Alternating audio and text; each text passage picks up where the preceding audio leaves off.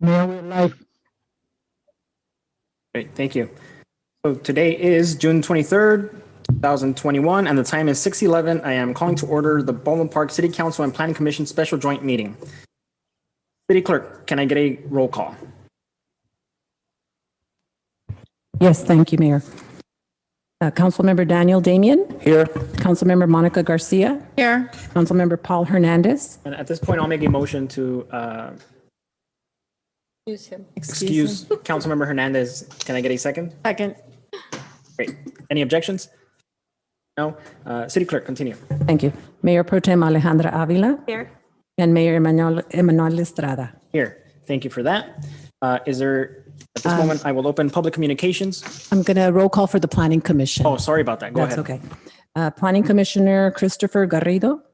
Present. Vice Chair Edwin Borges. And Chair Christopher Sines. Present. That's all.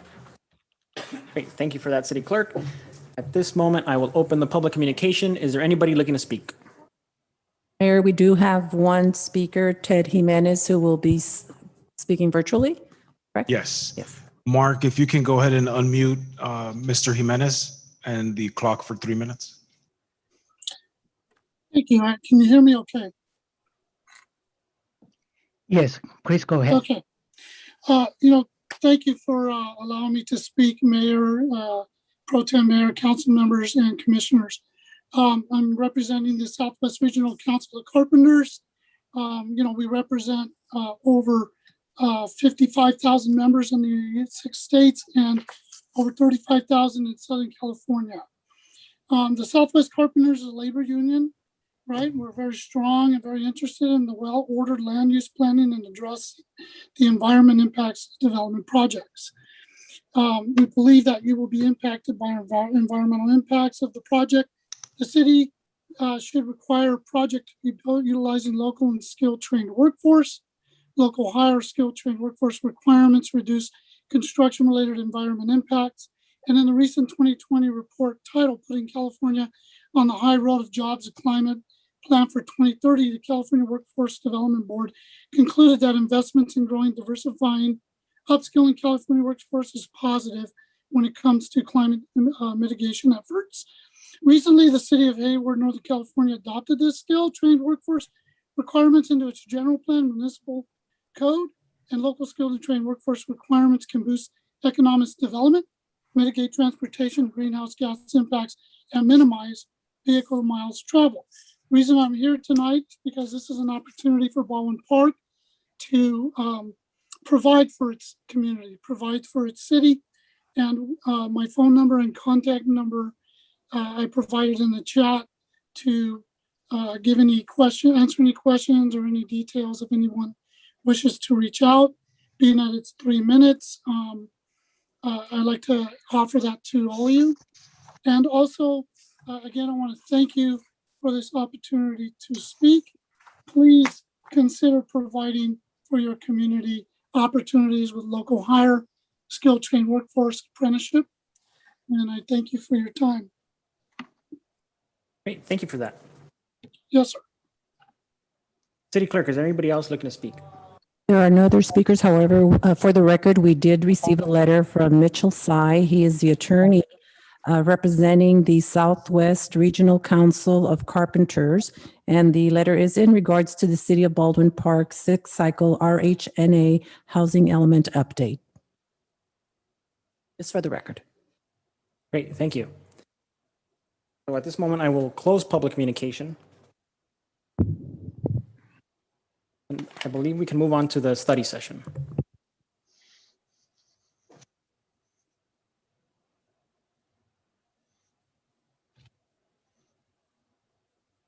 Okay. Honorable Mayor and council members, planning commissioners present. Thank you very much. Good evening to all of you and the public and the community. We appreciate your participation. I'm Ben Martinez. I'm the city's Community Development Director. I just wanted to make one brief statement before I pass the baton to our city planner, Ron Garcia. Just to clarify something right from the beginning, tonight is about the housing element. Okay, so we're going to discuss in great detail the housing element, which is part of the city's general plan, and the process that we are in, which is updating the housing element. 2 weeks ago, we had a workshop, a similar joint workshop with the council and the planning commissioners regarding the downtown specific plan. So these are two different plans. These are two different subjects, but they are related in the sense that the housing element talks about the production of housing, and the downtown specific plan is a plan that promotes the production of housing in the downtown area. So they are related, and throughout tonight's presentation, you may hear the downtown specific plan mentioned. It may be referred to because these two subjects sort of can't be discussed without mentioning the other, but they are two different plans, two different, projects and plans. So I just wanted to let you know that regarding the downtown specific plan, we are going to have another presentation. We don't have a date yet, but we will be having another presentation regarding that. And as a follow-up, because at the last 2 weeks ago at the joint workshop, we only had 3 council members. So we want to schedule a date where we can get a full council and go into further detail on the downtown specific plan. So again, tonight's the housing element, and we have our consultant team here and Ron Garcia, and we will be presenting to you, and we will be seeking some direction from you tonight and after you've heard the discussion. So thank you. Thank you, Ben, for that summary. Good evening, Honorable Mayor, Council, staff. As Ben mentioned, the downtown specific plan and the housing element is interrelated because as we had kickstarted this project, was the housing element would be contingent upon the approval of the downtown specific plan based on the densities that were discussed at our last study session regarding the draft document of the downtown specific plan. Again, this meeting was intended originally to discuss the draft of the housing element document and present that to the council. But because of the discussion that took place at the specific plan study session, we want to use this opportunity to discuss those things, as Ben mentioned, on density, and also a refresher of the importance of RENA and meeting the deadline for submitting a certified housing element document to the state. So without further ado, I will hand it over to our consultants, MIG, who is assisting us with the housing element document. Thank you. Thank you, Ron, and good evening, Mayor, Mayor Pro Tem, council members, and members of the Planning Commission. Thank you for having me here tonight, and I'm looking forward to discussing the housing element a little bit more with you. Let me get my screen working. So as Ron said, we're going to go a little bit over those housing element requirements. When we talked, we talked back in May, no, I think it was April, and went over some of the housing element requirement, what goes into a housing element.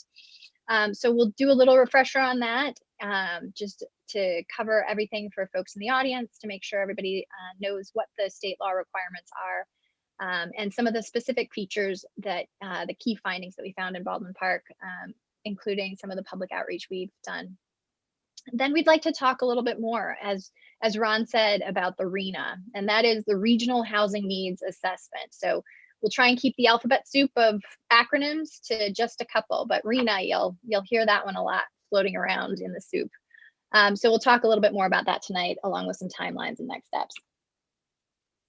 So the housing element, it is part of the general plan, which is a really long-term document, usually about a 20-year document, and it's intended to set the course for the community. It usually has kind of a set of shared values that the community holds, and expresses targets through goals, objectives, and action items moving forward. And the housing element is one of those required elements or chapters of the general plan. And it's a pretty unique element. It's very different from the other general plan elements, partly because it is one of the only elements that goes through a really quite extensive review and certification process by a state agency. It's called the Department of Housing and Community Development, or HCD. I might drop that acronym into. So the housing element implements the statewide housing program called the Regional Housing Needs Assessment, or the RHNA, which we'll discuss more tonight. So the housing element's also unique because while I said the general plan's really a kind of foundation of shared values for the community, the housing element's unique in that it is largely driven by statewide legislative intent rather than local preference. The legislature has declared that the availability of housing is of vital statewide importance, and that local and state government has a responsibility to facilitate the improvement and development of housing to address housing needs for all economic segments of the community. So what goes into a housing element? The housing element usually has 6 main chapters. We start with an introduction, and there's kind of four different chapters that go all into the heart of the document, which is the housing plan. So we look at a variety of different factors. We look at a needs assessment that looks at demographic trends, housing market trends, and what are the special needs of certain special needs groups, seniors, folks with disabilities. We also look at constraints to housing development. So where there are factors that the government has put in place that make it harder for development to occur, for residential development to occur. So these can be factors that are codified, like the zoning code. If the zoning code is forcing development to occur smaller or in ways that it's not really achieving its full potential, those are constraints to development. And there can also be process constraints. So in the housing element, we do a pretty thorough review to make sure that the city is complying with all state laws. A lot of housing element laws change pretty rapidly, and housing laws have changed significantly in the last 5 years. So making sure that the city is compliant with all of those laws and not a constraint to development. We also look in the constraint section about market constraints, some of the things that the city has much less control over: market, environmental, and to some extent infrastructure as well. In chapter 5, we look at a resources inventory. So here's where the RHNA comes in. We look at where in town there are vacant and underutilized sites that have existing zoning in place or potential for redevelopment that could meet the city's regional housing needs target. We also have to go back and look at how the city did over the past housing element cycle. As a requirement of state law, we go back and we look at the programs that were in place in the 2014 housing element and track progress towards meeting those goals. And all of these pieces come together into the kind of heart of the document, the main part of the document that really is setting forward that housing policy. And that's the housing plan that includes the goals, policies, and action items for the city. So looking at just a few of the key findings from the needs assessment from the housing element, the majority of occupied housing in Baldwin Park is single family. 71% is single family, 20% multifamily. There's a margin of error for mobile homes and vacant units. So, but significant portion, 71%, is certainly the predominant form of housing in town. We have nearly an even split between owners and renters, about 56% owners and 44% renters, compared to LA County at large. That's kind of flipped. There's actually more renters in LA County at large than owners. We've seen a moderate increase in housing stock since 2010, about 508 units. We've also found that overcrowding is an item of concern, with 19% of all households identified as overcrowded. This is much more severe or more prevalent in rental housing, where 26% of all rental households are overcrowded. More than half, 62% of households throughout Baldwin Park are lower income. So that means that they're earning less than 80% of the median income for the county at large. And almost half of residents are overpaying for housing. So overpayment occurs when folks are spending more than 30% of their income on housing costs. So for rent and utilities, the core housing costs. So 44% of all households are overpaying, they're cost burdened. It's more severe, again, for renters who are paying 58% of renters, and lower income renters, 73% are cost burdened on their housing. So I wanted to give you just a bit of an overview of the feedback that we've heard from the community about housing issues of concern and potential housing solutions. So back in October, we had a housing workshop, again, virtual due to COVID restrictions. And the workshop was available in both English and Spanish. At the workshop, we discussed a variety of different housing challenges, opportunities. We brainstormed some locations to accommodate new housing. Oops, sorry, that flipped. Brainstormed some locations and discussed how city policies could best address local housing needs. We heard some themes from folks about the importance of supporting local businesses and hiring local preference for folks who live here to be able to access affordable housing that's being built. The need to really build more affordable housing just as a core need throughout the community, including supportive housing to help some of our more vulnerable populations. We heard the need to, or support for a very streamlined development process to further encourage more housing development and flexibility in various zoning standards, and a desire to see good education about housing for tenants and landlords, and a desire to both be green and healthy and to address environmental justice as well. As part of the community engagement, the city also conducted an online survey. And in order to really encourage participation to broaden the reach, the city offered local gift cards to local businesses and got some pretty good feedback. 110 residents of Baldwin Park completed surveys. And we heard from folks about their housing challenges. And one of the key things that was raised through the surveys was that folks really want to see their children who are growing up in Baldwin Park now be able to live in the city on their own as grown-ups. We also heard a desire for support for rehab of older housing stock and homeowners who are at risk of default on their mortgages. When asked about housing solutions and where preferred locations for housing should be, we heard from folks that housing downtown and in existing multifamily areas were the highest desired locations. We also heard support for converting motels to housing, as well as a desire to balance housing throughout the city.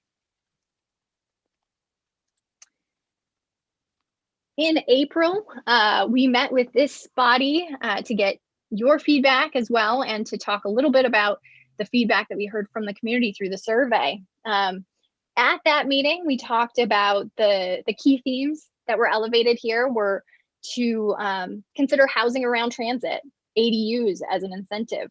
Think about incentives for locals. Be flexible and fast, and encourage affordable housing development, but with a cognizance of preserving single-family neighborhoods. We also heard from decision makers about the desire to include considerations for open space and sustainability in future policies, as well as the need to consider environmental justice and to ensure solid community engagement. So a little bit of the background again on housing elements and how they work.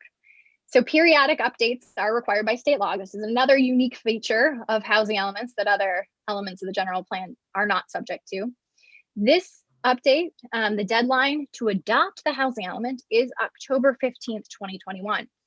So if the city adopts on time and in compliance with all state laws, so HCD has reviewed it and determines that the city meets the RHNA and has complied with all of the multitude of state laws that pertain to the housing element, the housing element will then be valid for 8 years. If it's not adopted on time, or the state finds it's not compliant, actually it's just if it's not adopted on time, then it's valid only for 4 years. And after 4 years, you'll need to go through the process again to update the document. There are also kind of a multitude of impacts and potential ramifications for a housing element that's either not adopted on time or that the state identifies does not comply with state law. So without a state certified housing element, cities face specifically a loss of funding to a lot of grant programs. And these are for housing programs as well as the Sustainable Communities Program, Parks Fund programs. It's a trigger for loss of funding through a lot of state grants. There are also financial penalties that have recently been added to the state law to allow for penalties of between $10,000 and $100,000 per month if the Attorney General is suing a city because it is not compliant with housing law and the city hasn't complied within a year. So those are some pretty big financial implications. There are also potential lawsuits, litigation. The housing element is one of the most litigated parts of the general plan. In the past, that litigation has largely been resulting from advocates who are suing cities. In the last 2 years, with changes to state law, now that is also the Attorney General suing local jurisdictions for lack of compliance with housing elements. And I have just a couple of case studies of where this has kind of gone wrong in some cities. Back in 2002, the town of Corte Madera was sued because it did not have a certified housing element. And without a certified housing element, the general plan itself is determined to be inadequate. So in this case, a suit was filed by an advocacy group that with the settlement, there became a new fee on commercial. The city was forced to, or the town was forced to create new zoning districts and really kind of rethink a lot of their procedures. And so this was something that was court forced rather than city initiated, where you can kind of think thoughtfully through your process and implement what you'd like rather than being told through court order. And also here, the town had to pay for attorney's fees, which can also be pretty expensive, not only their own, but also the plaintiffs. The city of Pasadena back in 2002 was also sued. They had adopted a specific plan in absence of the housing element being adopted on time. And through this process, the court ordered a moratorium on all development, not just residential development, but all development in town had to halt through a court order until the housing element was brought into compliance. Kind of similarly in the county of Mendocino, they had not adopted a housing element that met the RHNA. And so through a court settlement, they were required to rezone 40 acres to accommodate affordable housing. And again, here they had to pay attorney's fees. So it just gets expensive. And then now we're seeing more of the Attorney General taking a strong interest in lack of compliance with jurisdiction. So a state Attorney General sued the city of Huntington Beach in 2019 for violating their housing element and reducing some of the sites that they had identified as sites for affordable housing. So here they became ineligible for grants. They are working through rezoning and readopting their housing element. So I'd like to go into a little bit about the RHNA. What is this acronym? What is the RHNA? So the Regional Housing Needs Allocation, it's actually a number. This is a housing target. So the state, HCD, they do some analysis and they determine what the need is for housing throughout the state. So they look at each general area of the state, break it out into areas, and then they identify what is the need for each individual area.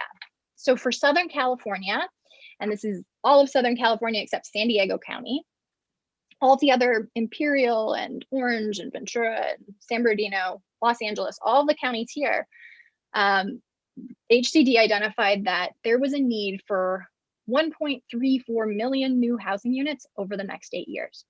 And so this is a lot of pent up demand that exists in overcrowding that we see, along with anticipated population growth and just the demand for housing. So they then give this RHNA to the local council of governments here in Southern California called SCAG. And then SCAG makes a methodology to allocate this out to each individual jurisdiction in the state. So the estimated RHNA for Baldwin Park is 2001. So every jurisdiction throughout Southern California is currently looking at their land use, their housing, their zoning to look at their allocation and see how their current policies can allow for this level of housing development. So the state also has determined that there are various different needs for housing. There's a need for affordable housing. There's a need for moderate workforce housing, and there's a need for market rate housing. So they've broken this out for jurisdictions to target different types of housing for different economic groups. So here in Baldwin Park, the targets are looking at about 849 units of affordable housing, 263 of workforce housing, and another 882 of market rate housing. So the RHNA target is about providing affordable housing, workforce housing, and market rate housing. In recent years, there was a new law, us housing element geeks call it the no net loss law. And this is something that has an impact on how we identify sites and how many sites we identify.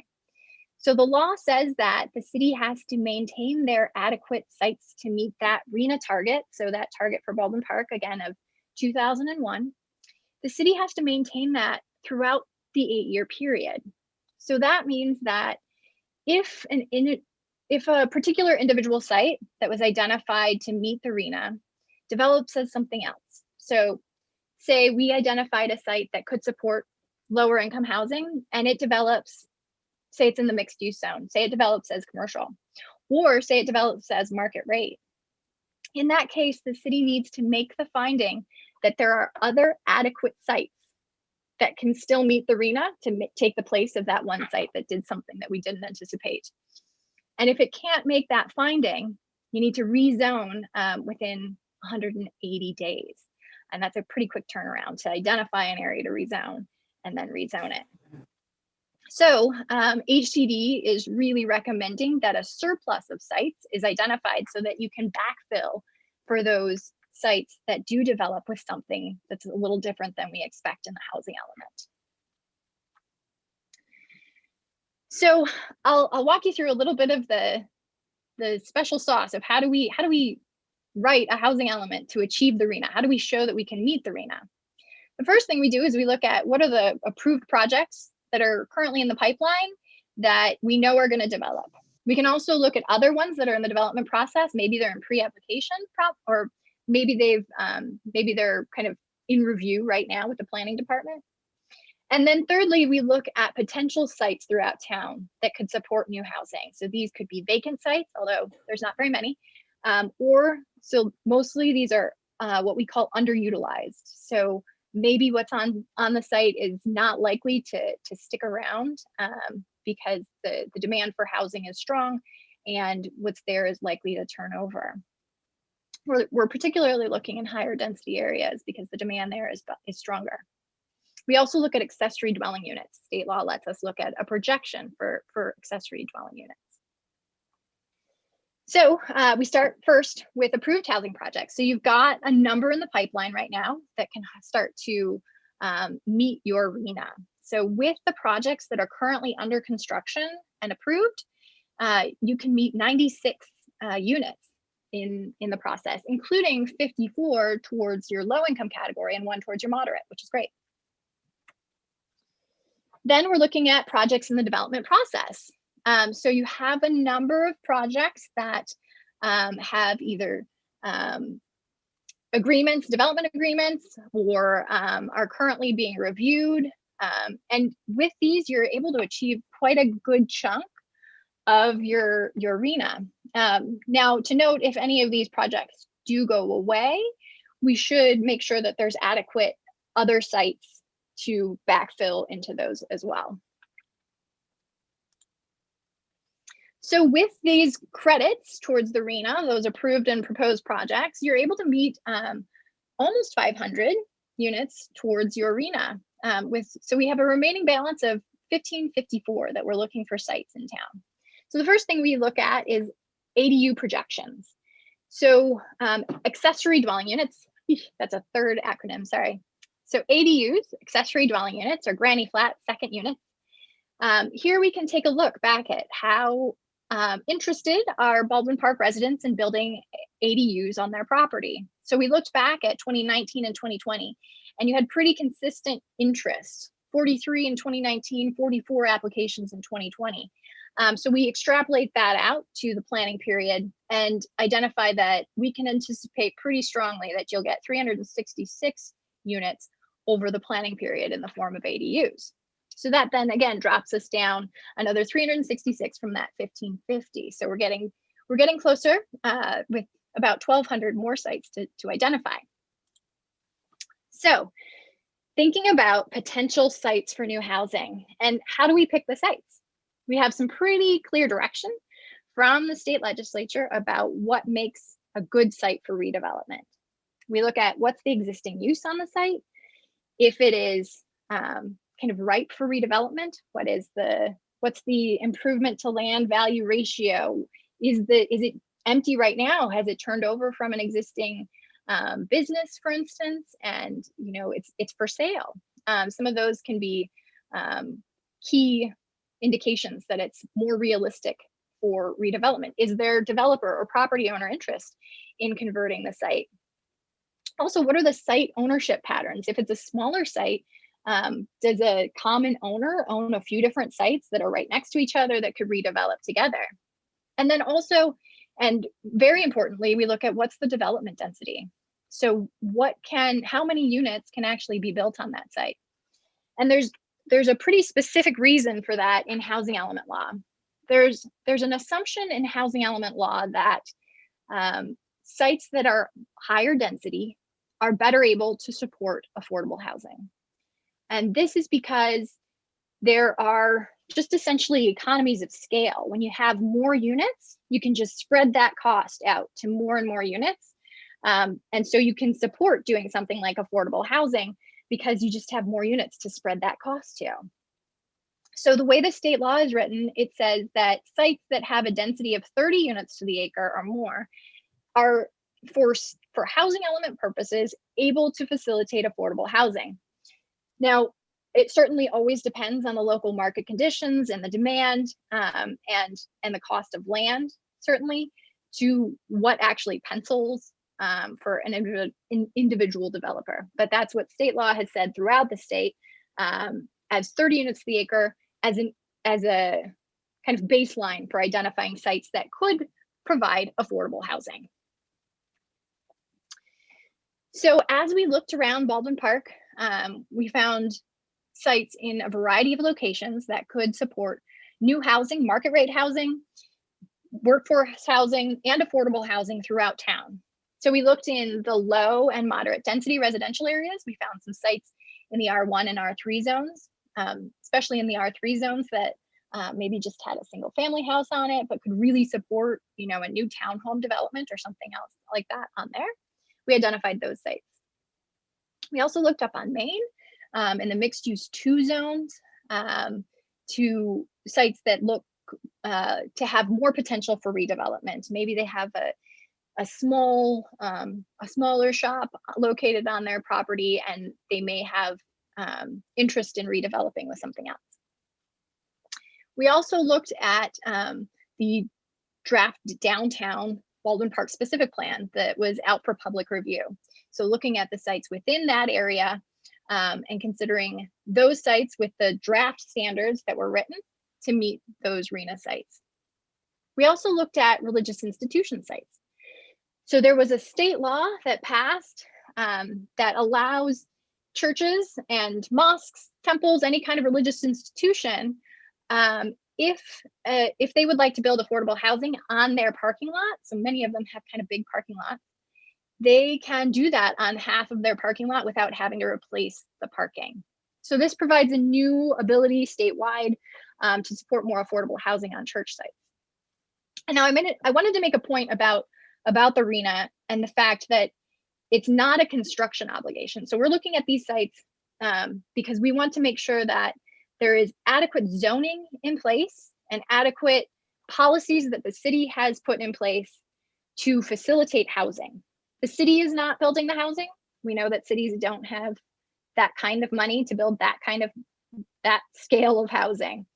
But the obligation of the city is to show that you have adequate capacity for these sites through enough zoning that has enough density to support this many units. So preliminarily, we identified sites in these areas to do that. So here are those same preliminary sites represented graphically, as well as some of the projects that are in the pipeline, both single family and multifamily projects.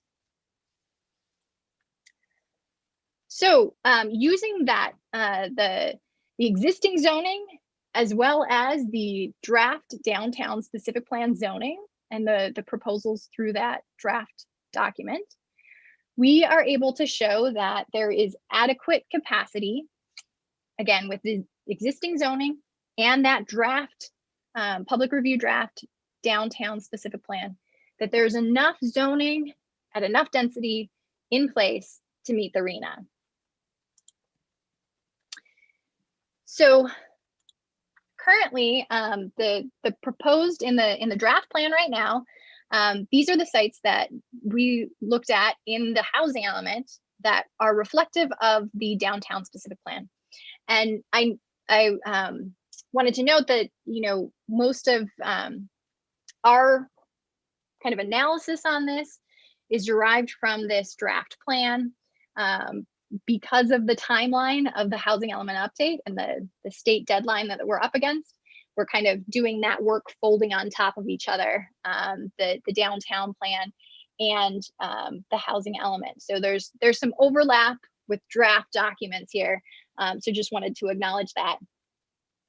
So with that, again, with that draft plan, we were able to show that we can meet the RHNA. So recognizing that the city council is still discussing the draft plan, we wanted to show just a couple of things for you to consider as you continue that discussion of the draft downtown specific plan.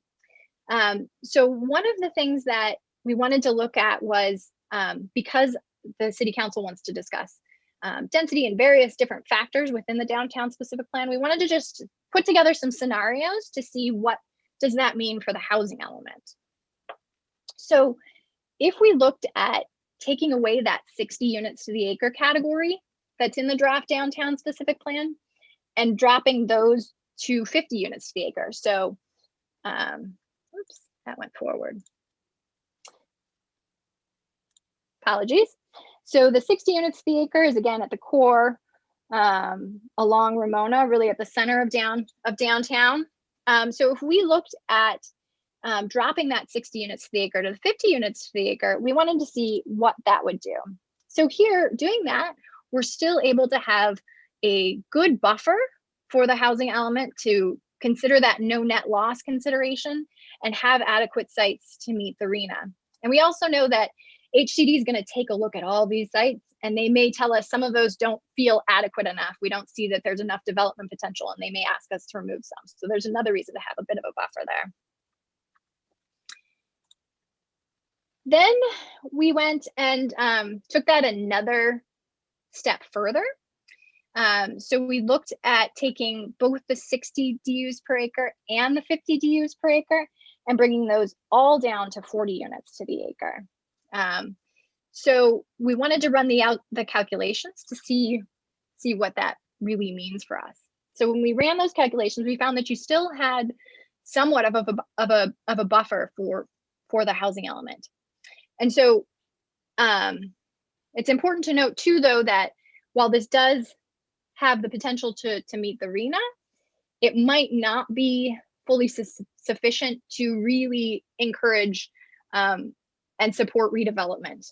So what our experience has been is that the higher densities are going to trigger a lot more development interest, and an increase of 10 units to the acre from the current 30 to 40 might not be enough to really do that. While the numbers work from a RHNA perspective of just calculating what capacity could be, we're not 100% sure that that's enough to really encourage redevelopment at that scale. And so it's important to note, though, that that's not just going back to existing zoning either. Going to 30 units to the acre, so taking all of the current proposals from 60, 50, and 40 and dropping those down to 30, that gets you to just about eke by. And again, certainly doesn't have a lot of encouragement for redevelopment. Since this is fairly similar to the status quo, development interest will likely remain fairly constant. So our argument about these sites being really ripe for redevelopment will be much more difficult to make. And just to note, that would include the proposed specific plan boundary. So right now, the proposed boundary for the draft downtown specific plan does include some areas that are currently zoned for RG. So if we then think back of just existing conditions and take that boundary change off of the downtown specific plan, so this is just under existing zoning, we cannot meet the RHNA under existing zoning. So that's a little bit of background on the downtown specific plan. So we wanted to just start thinking more and present to you a lot of different options to start thinking about, to kind of weigh what's most important to the community about where you would like to see new housing and what are the changes you'd like to make.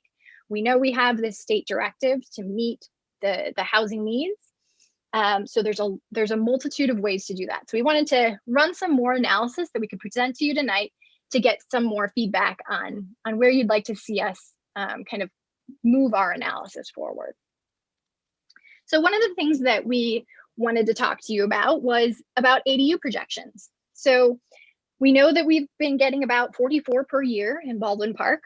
There are some things that the city could do to further encourage ADU development. If this is a type of development that you want to see more of, and this is what you want to prioritize, we could potentially put a growth factor into our analysis. So say we think that it's going to increase by 25%, say, over this past year's experience.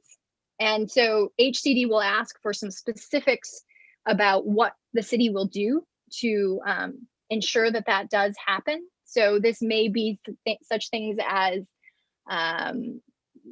public outreach campaigns about affordable housing. It could also need to be a little bit more extreme, like allowing second stories above garages for ADUs, or some other kinds of factors like that could really encourage more ADU development. So if the city is interested in making some of those policy changes and doing some of that outreach, there's the potential for including a growth factor into your current track record to meet the RHNA with a larger proportion of ADUs. So that's one option to consider. So with that option, thinking that through, right now we're assuming 366 units. With that 25% growth factor, that could lead us up to 457 units. So about 90 more units than we're currently assuming. So that's something to consider. We also looked at some areas around town. So the mixed use 2 zone currently allows up to 30 units to the acre if you're able to have a large enough minimum lot size. So for this one, we would like to see your thoughts about a change to that zone that would increase density in the mixed use 2 zone up to 40 units to the acre. So currently we identified some sites in town that seem most to have the potential for redevelopment in this mixed use 2 zone. Our current analysis shows about 116 units could be supported on that. With an increase of density up to 40 units to the acre, we would achieve something more like 154 units. So that's one of the options to consider. There's also some areas where that mixed use 2 zone could be expanded. So also along Main Avenue, looking at areas that are currently zoned for commercial, but you could apply that mixed use 2 zone on that. So there is nothing requiring them to go transition to housing. So existing businesses would not become non-conforming, but this would provide additional flexibility for property owners to potentially do something else with their property if they were interested in housing development. So here we identified a couple of sites that could potentially be rezoned, and if they were, they could be rezoned if mixed use 2 was 30 units to the acre, or if mixed use 2 was 40 units to the acre. The various densities would equate to a certain amount of units. So at 30 units to the acre, these particular sites could yield about 66 units. At 40 units to the acre, it would yield about 88 units. We also looked at the R3 zone. So currently your R3 zone, that's your highest residential only zone. It currently allows 20 units to the acre. So here we've looked at another idea to consider increasing the density in the R3 zone. So here we used the same sites that we looked at in the preliminary analysis, but increased the density here from 20 units to 30 units to the acre. And here the yield in the assumptions changed from 92 units in our original analysis up to 134 units if R3 was zoned at 30 units to the acre. We also looked at opportunity areas around town. Here, looking at the freeway district. These are looking at areas of potential interest. This parcel here is not included. This is where the tiny homes project that you've approved is going in. So looking at this area for potential to match that tiny home project that's going in next to it and expand that residential a bit further to consider a rezone to R3 here. And what would happen if it was 20 units to the acre versus 30 units to the acre? The assumptions change. So at 20 units to the acre, these 2 parcels plus some also down here. So these down here, it's currently zoned freeway with commercial, but it's nearly all single family or single family with an ADU or 2 ADUs on the property. So looking at some of the most likely properties within that area that could potentially yield even more units. And the analysis then would yield 77 units cumulatively for both these 2 sites and all of these, if it were 30 units to the acre, or 51 at 20 units to the acre. So that's thinking about the freeway district and desire to look at that freeway district somewhat differently than your current general plan and zoning call it out. Another idea for consideration is looking at some of the other industrial areas around town that also abut residential uses. So here, this is a current mobile home park that is abutting these industrial and currently RG zoned properties. So considering increasing the zoning to R3 here and either allowing 20 units to the acre or potentially further up to 30 units to the acre, and how many units that could yield. So looking at these sites in particular, a 21 unit to the acre, or sorry, a 21 units or 31 unit net new yield, because these are not sites that we previously identified. We also looked at expanding opportunity areas along Baldwin Park Boulevard, some of the areas that are currently zoned R1 or RG that could potentially be rezoned, upzoned to R3. And here are the yields that could potentially happen for those. And again, a larger area would potentially be rezoned, but these are the sites that are most likely to redevelop based on kind of the small single, if it's a single family, and the potential to go up to maybe 3 or 4 units instead, those are identified as more likely to convert. We also looked at potential changes to Ramona Boulevard for you to consider. The current zone here is either RG or C2, but thinking about a potential rezone to R3 here and what would happen if that was zoned. The current zoning, which would allow 61 units, or if that zoning was increased to 30 units per acre, and this would allow a net new 90 units per acre. We also looked at Los Angeles Street. Here, these zones are currently R1 and C1, considering a rezone here to R3, and the potential yields. At 20 units per acre under the current R3 zoning, it would be 34 units. At 30 units per acre, it would be 50 units. And again, these are net new above our original analysis because these are all not currently residential sites. Another idea to consider is kind of building on that current state law, which allows affordable housing in the parking lots of religious institutions.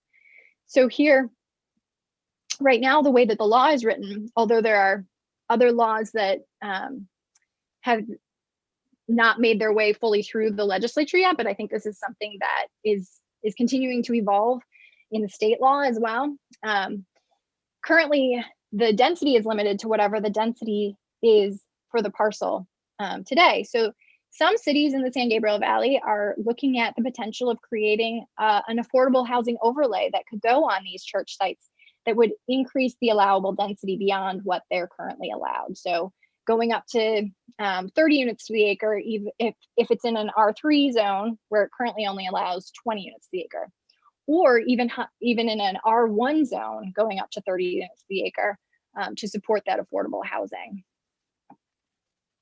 So here we can kind of think about working through some opportunities with church sites through an overlay option. So we did a little bit of preliminary analysis to look at that. So thinking about some of the churches that currently exist in the R3 zone, we have included some of those in our preliminary analysis, and we're able to identify 32 units. If we increased that potential through an overlay just on church sites that could increase the density up to 30 units per acre, we'd be able to get 48 units. And we also looked at church sites that are in the R1 zone. So these would all be new sites because these were not identified previously. So these currently allow up to 12 units per acre. With a church overlay, could potentially allow 20 or 30 units per acre to support affordable housing, again, on half of their parking lots. So with that, through this potential overlay, the city could see 70 units if it was 20 units per acre, or just over 100 if it was 30 units per acre.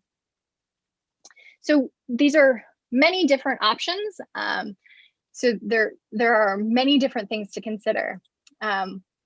One thing that some cities are also considering, we're hearing this rising in popularity from a lot of major cities throughout the country actually, is eliminating single family zoning altogether. So where instead of saying that the density really only allows a single family house and maybe an ADU, saying every single family lot could have up to 4 units. And so increasing that available land for all different kinds of multifamily housing.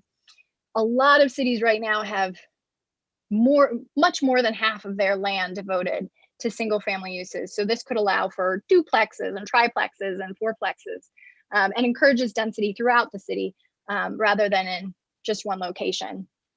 So this is something that's, this is quite a progressive idea, I think, but it is something that cities are talking about. So just thinking about the amount of land that is devoted to single family housing throughout many major jurisdictions, and how difficult it is now to add housing because of that. So some of the cities that have recently eliminated single family zoning include Berkeley, Sacramento, Minneapolis, and Portland. those are certainly progressive ideas, but we don't want to leave any stone unturned for City Council and Planning Commission's consideration.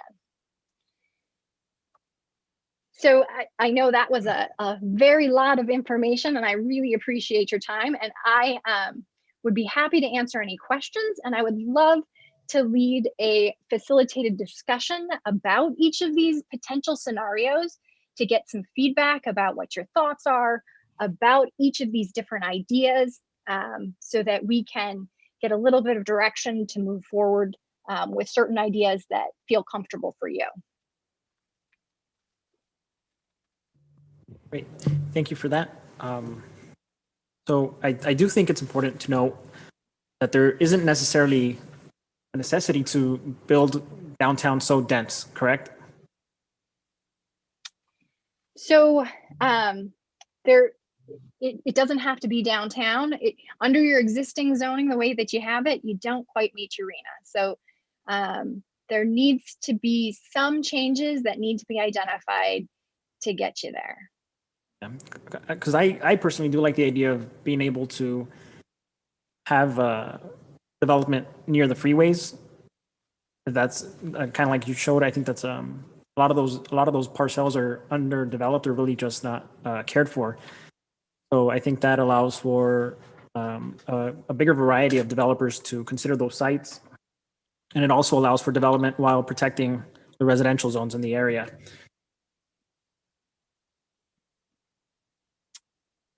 Great. So we're recording these comments under each of our options and scenarios. So Jackie's recording comments under each of the scenarios. So we did have the freeway district looking at those sites near the tiny home project. Yeah, and also I saw that you highlighted certain marketplaces, certain plazas, and I think that's also, I think something that the residents would agree with, where we could develop. There could be those stores on the bottom, or it could be a little walkable village. And particularly, certainly many of those are downtown and some on North Main. Is that what you're thinking? Both or either? Yeah, correct. So I'd consider both of them. I think they're still within the main street of the city and still close enough to the downtown, but it would help ease that high density in the core of the downtown. Mm-hmm.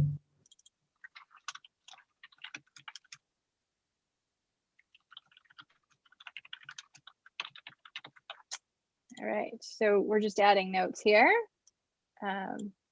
Looking at support on the existing shopping centers, also on North Main and downtown. Yeah, and I mean, those are my comments for now. I don't know if any other council members have any comments. Definitely. Yes. Councilmember Garcia.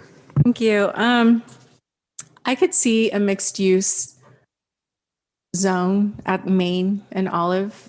I could see mixed use, but I don't know if I'd want to, see like R3 necessarily. I think, the mixed use, because it's kind of there are commercial uses there currently. And those commercial uses do serve the neighboring community. So I know that a lot of people walk to the little tienditas, little stores. And so a mixed use zone, I think, could meet some of the density requirements, but also serve the neighborhood and revitalize those parcels that need, investment. So I think along the freeway, in concept, there is opportunity. But I also recognize that there are single family homes that are in the area. And so I'd want to refine that a little bit. When I say that the freeway commercial corridor supports higher density, that's in concept, but I'd like to just be a little bit more thoughtful about what kind of density. And so I'd want to take a deeper dive rather than just making a general statement. As far as, I do have some questions about the ADUs, and I know that you included in this analysis the applications that have been submitted to community development.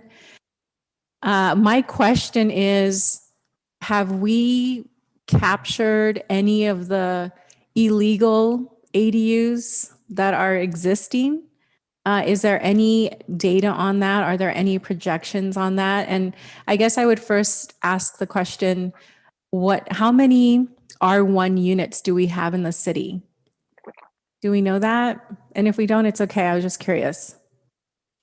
We do have that data, Genevieve. I'm not sure if you have it handy, but we do have that data as far as how many single family homes, but I don't have it in front of me, but I can get back to you about that. Okay. With respect to answering your question regarding the ADUs, how many units are we able to capture that are illegal? Mm-hmm. We don't have that exact data, but I can tell you just from taking in those applications and working with people that have been cited for illegal units, they're a handful. Most of them are new ADUs and also conversions of existing accessory structures such as garages, storage rooms. But most of them are new and garage conversions, which are all allowed under state law. Okay. So the reason why I ask about the number of R1 properties that we have in our city, and I want to kind of look at what would be the possible percentage of those properties that have either an illegal garage, an ADU structure that we're not aware of that hasn't made it through the permit process yet. And I'd like to understand, what are those projections?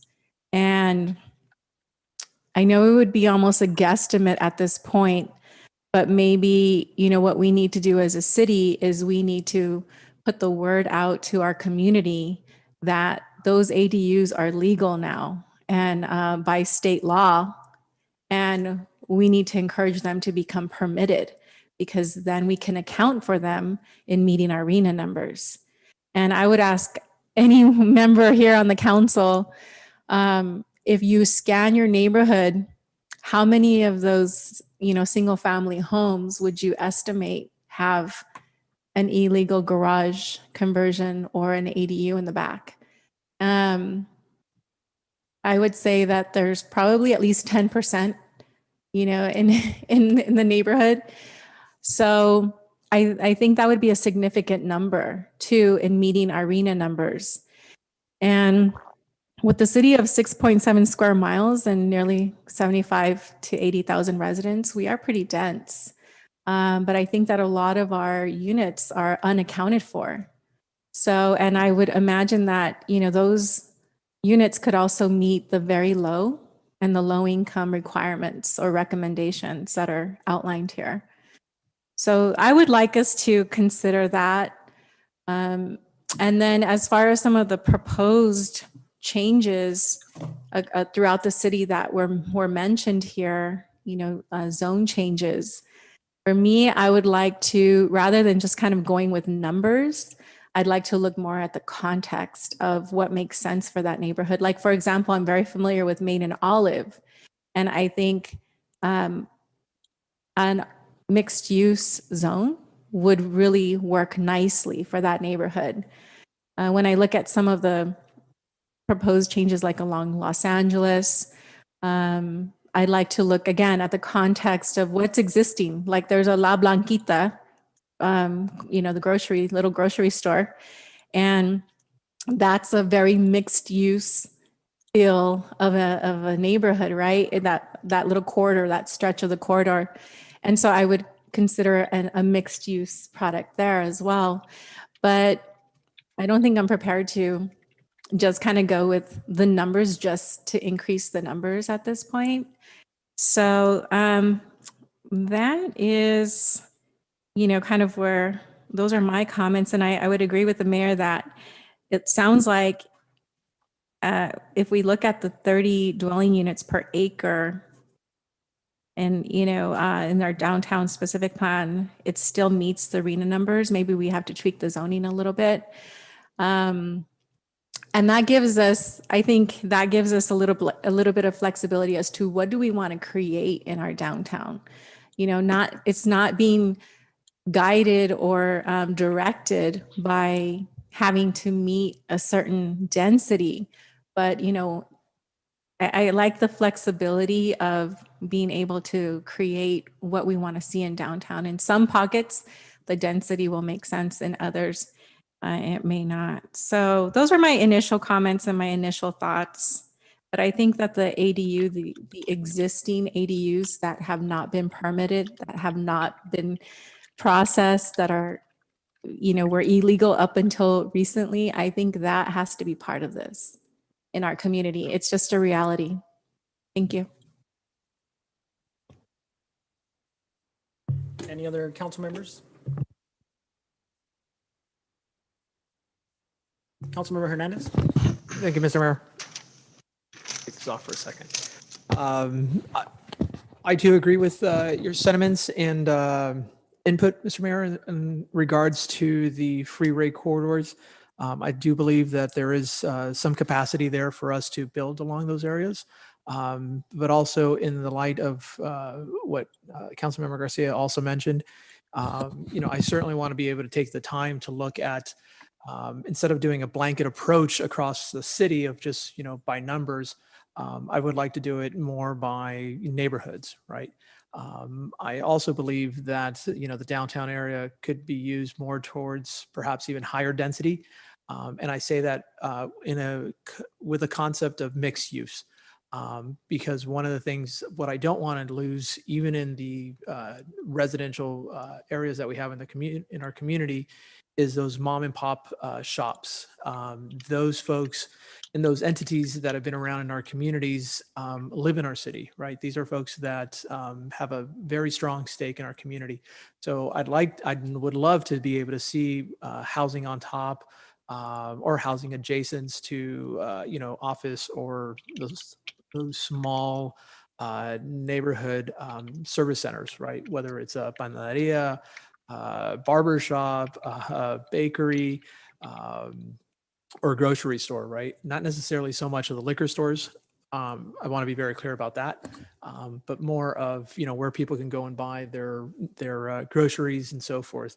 That's also a big concern for me along the downtown area, because that's also where we have some of our largest grocery stores.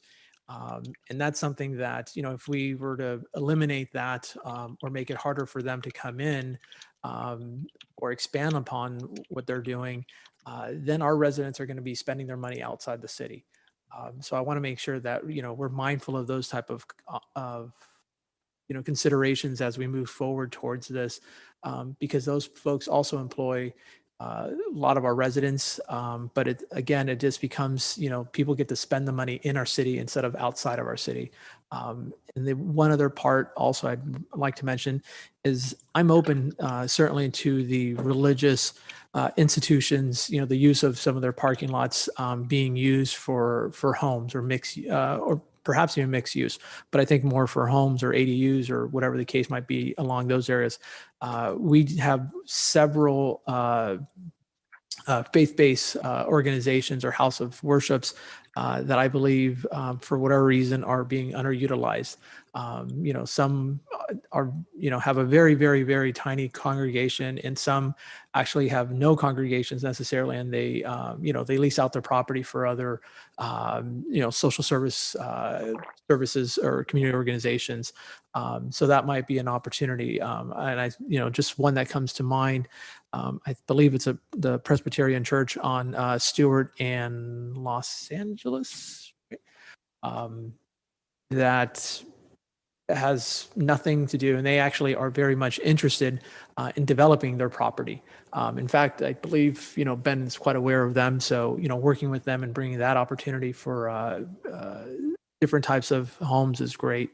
The last piece that I'll speak to, we are doing a tremendous amount of efforts in building towards the very low income, and moderate. I also want to make sure that we are not forgetting for those individuals that are above moderate, that they could also have housing stock that's new, if that's what they choose, available here in our city.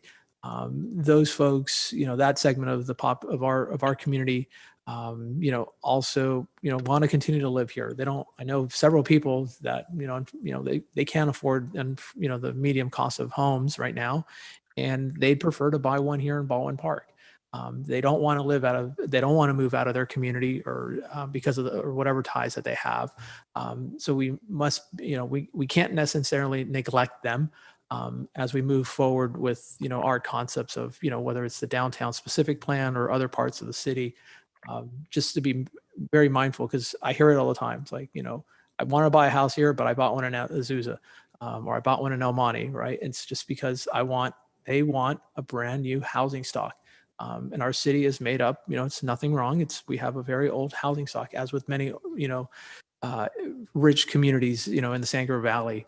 But we just also need to be mindful that there is a percentage of our residents and stakeholders that would like to continue to move forward and have something new that they can continue to live in for the next 30 years and pass it on to their kids or their families as it may. So with that, look forward to discussing this more in concept again, and understanding it as we move towards perhaps instead of neighborhood by neighborhood, but more region by region, and see how we could look towards changing and modifying our code. Thank you. Yeah, thank you for that. And I do want to clarify, I did I guess I wasn't specific, but I do like the idea of multi-use so that we can have stores on the bottom and then we have units on top, so that way people can live and there can be, I think that would increase walkability and of course, interest in an area where there's there's a population of potential customers. I don't know if any of the customers, I don't know if any other council members have any questions or concerns. Yeah, I have a quick question, Mayor. When we were talking about the rezoning and some of the options that were there, did we calculate the amount of units that they would increase if we were to do the rezoning in these proposed areas, like the Freeway District, the industrial area, Los Angeles Street, and all that? Yes. Yes. Oh, I'm sorry. Go ahead, Genevieve. Go ahead, Ron. Sorry. Oh, no, go ahead. Oh, okay. So yes, in each of these, and it's a little confusing because the areas that could potentially be rezoned may be a little bit larger. So in some of the scenarios, like we looked at Los Angeles Street here, I'll zoom in so you can see that a little bit better. So here, we might be looking at a larger area to rezone, but we looked at identified sites that seem to have the highest potential to actually redevelop. And so then we did do some calculations about what would happen if we did do that rezone here, and on these particular sites, what would be the potential units that could fit on those sites. So we did that analysis at 20 units to the acre, and then kind of if you rethought your R3 district a little bit too, and that was at 30 units to the acre instead, and what that yield would be. So the sites that we identified seem to be the ones that were most likely to redevelop during the next 8 years. Yeah, and I agree with what my colleagues have said about the mixed use, maybe looking into some of the areas. Also, if we were to rezone this, how would we know basically what would we want in these areas? What would make sense, right? If there's going to be some areas that mixed use would make sense, but then there's going to be some areas that it just doesn't make sense. So on these rezoning areas, how would we really know? How would we do the study to go and see what type of development would make sense to rezone there? Obviously say, okay, this would work for mixed use, but this area wouldn't. Have you guys done that, or would we have to do that in order to find out? Yeah, good question. Go ahead, Ron. No, Sorry. we would definitely have to have further analysis on it. But again, as Councilmember Garcia mentioned, there is some context that we have to take into consideration as far as what the surrounding adjacent properties consist of. So I will say that, Genevieve, if you want to. And I think there's certain things too that you can do. Some of these, maybe it's a rezone, maybe it's a housing overlay where you really want to provide the flexibility to the property owner. And if it's a current commercial use, maybe it's some cities will do a housing overlay where they apply it in certain areas and you can keep your underlying zoning, but you can also have the ability to do residential. So to give folks that flexibility, that mixed use zone also can essentially do that, especially if the standards are written in a way that can facilitate the type of housing. The tricky part is right now, the densities are probably not enough to support kind of actionable change in a lot of the areas. Just the market doesn't seem to be coming in at those densities, so it might be helpful to have them increase the densities a little bit above what you have today. And what about our ADU process? How easy is it for some of these families to apply and get the permits for their ADUs? Like Councilwoman Garcia was saying, there's a lot of properties in the city who do have probably conversions that we're not accounting for because they're not permitted. So how would we go about making it easier for these families to get these current buildings permitted?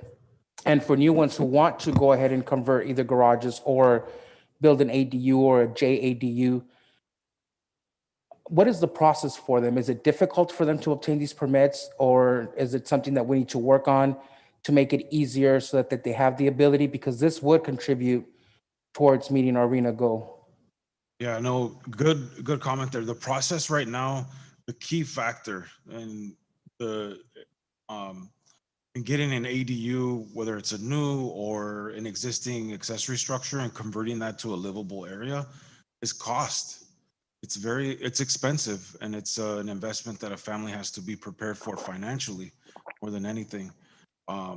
That's the key thing right there, is not everybody has the ability to convert their garage or build an ADU on their property.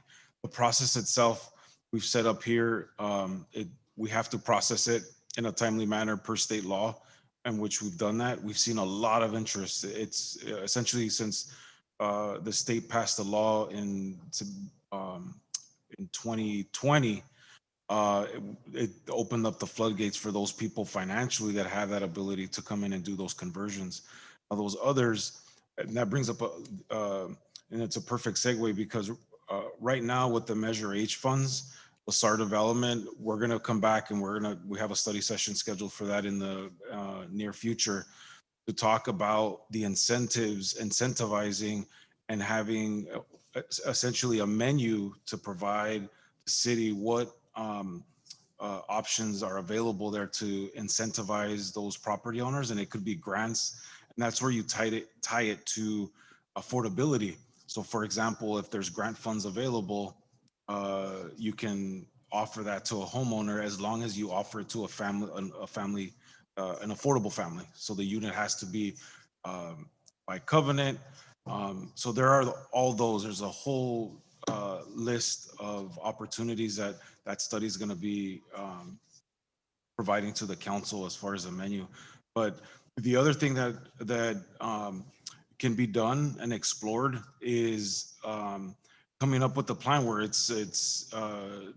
where we assist residents with essentially a plan, versus having to go out to an architect, design it, and come back. But there's actually, a set of plans prepared that the cities draft and say, hey, if you build it this way, you can streamline the process, and it takes away the fact that you have to hire an architect and engineer, but it's already set. So you have a menu. As long as you design it and you build it in this way, it incentivizes the homeowner to want to build an ADU.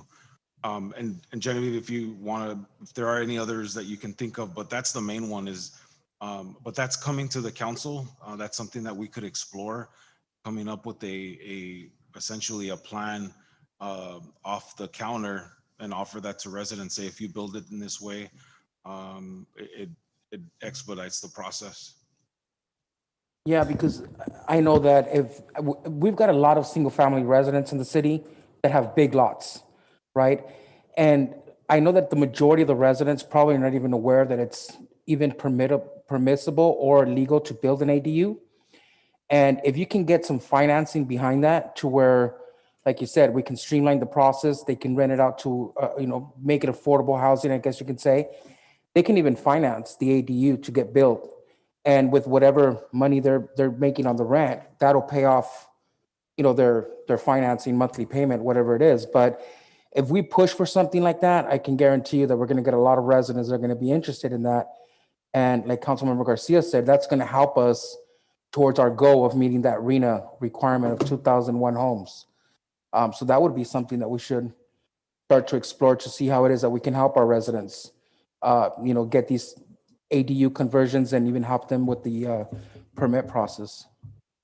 A good point. I also want to add too that the study that's being prepared right now, the draft, essentially outlining the incentives that a city can take advantage and offer to residents, especially for those families to meet that affordability at the lower and moderate. That's in combination with the study for the inclusionary housing ordinance. So that's going to be coming sometime October, November. That LaSAR is currently looking at. So that's going to all come back to the council where you're going to be able to look at it, look at all those menus, all those opportunities, see what it is that you guys would like to move forward with as we go into 2021. So on average, could you tell us, what the cost is for an ADU conversion? Good question. I don't know offhand, but you're looking at permitting, construction, Probably I've 15, gotten, 20,000 to 30, I would even 30, 40,000. $40,000. Yeah. if Great. you have an architect on it, it's more like 50 or 60. Yeah. The quotes that I've been getting from folks who kind of do ADUs as a regular, I have to double check the square footage, but kind of assuming in 1,000 square foot, it's $50,000 or $60,000. So it's not cheap. So finding loan sources or grants and loans to support is certainly critical. The number I have, Mr. Mayor, this applies more to the LA market. The cost for an AD unit in LA was going between 150 to 250,000. Now these are prefab. The other point to keep in mind, Councilmember Damian, that could act as a disincentive for folks to want to do an ADU is that there's a reassessment of the property tax when you build the ADU, and you can imagine whether it's the ADU itself that gets reassessed, but if the other part of the property gets reassessed, it's a major disincentive. So something like a property tax holiday would make sense to be able to truly incentivize the construction of ADUs. Otherwise, folks will be totally disincentivized to want to do all of that. Yeah, that is a Mr. good Mayor? point. Oh, I'm sorry. Yes, Councilmember Hernandez. And then, of course, commissioners, if you have any comments, you can definitely join in.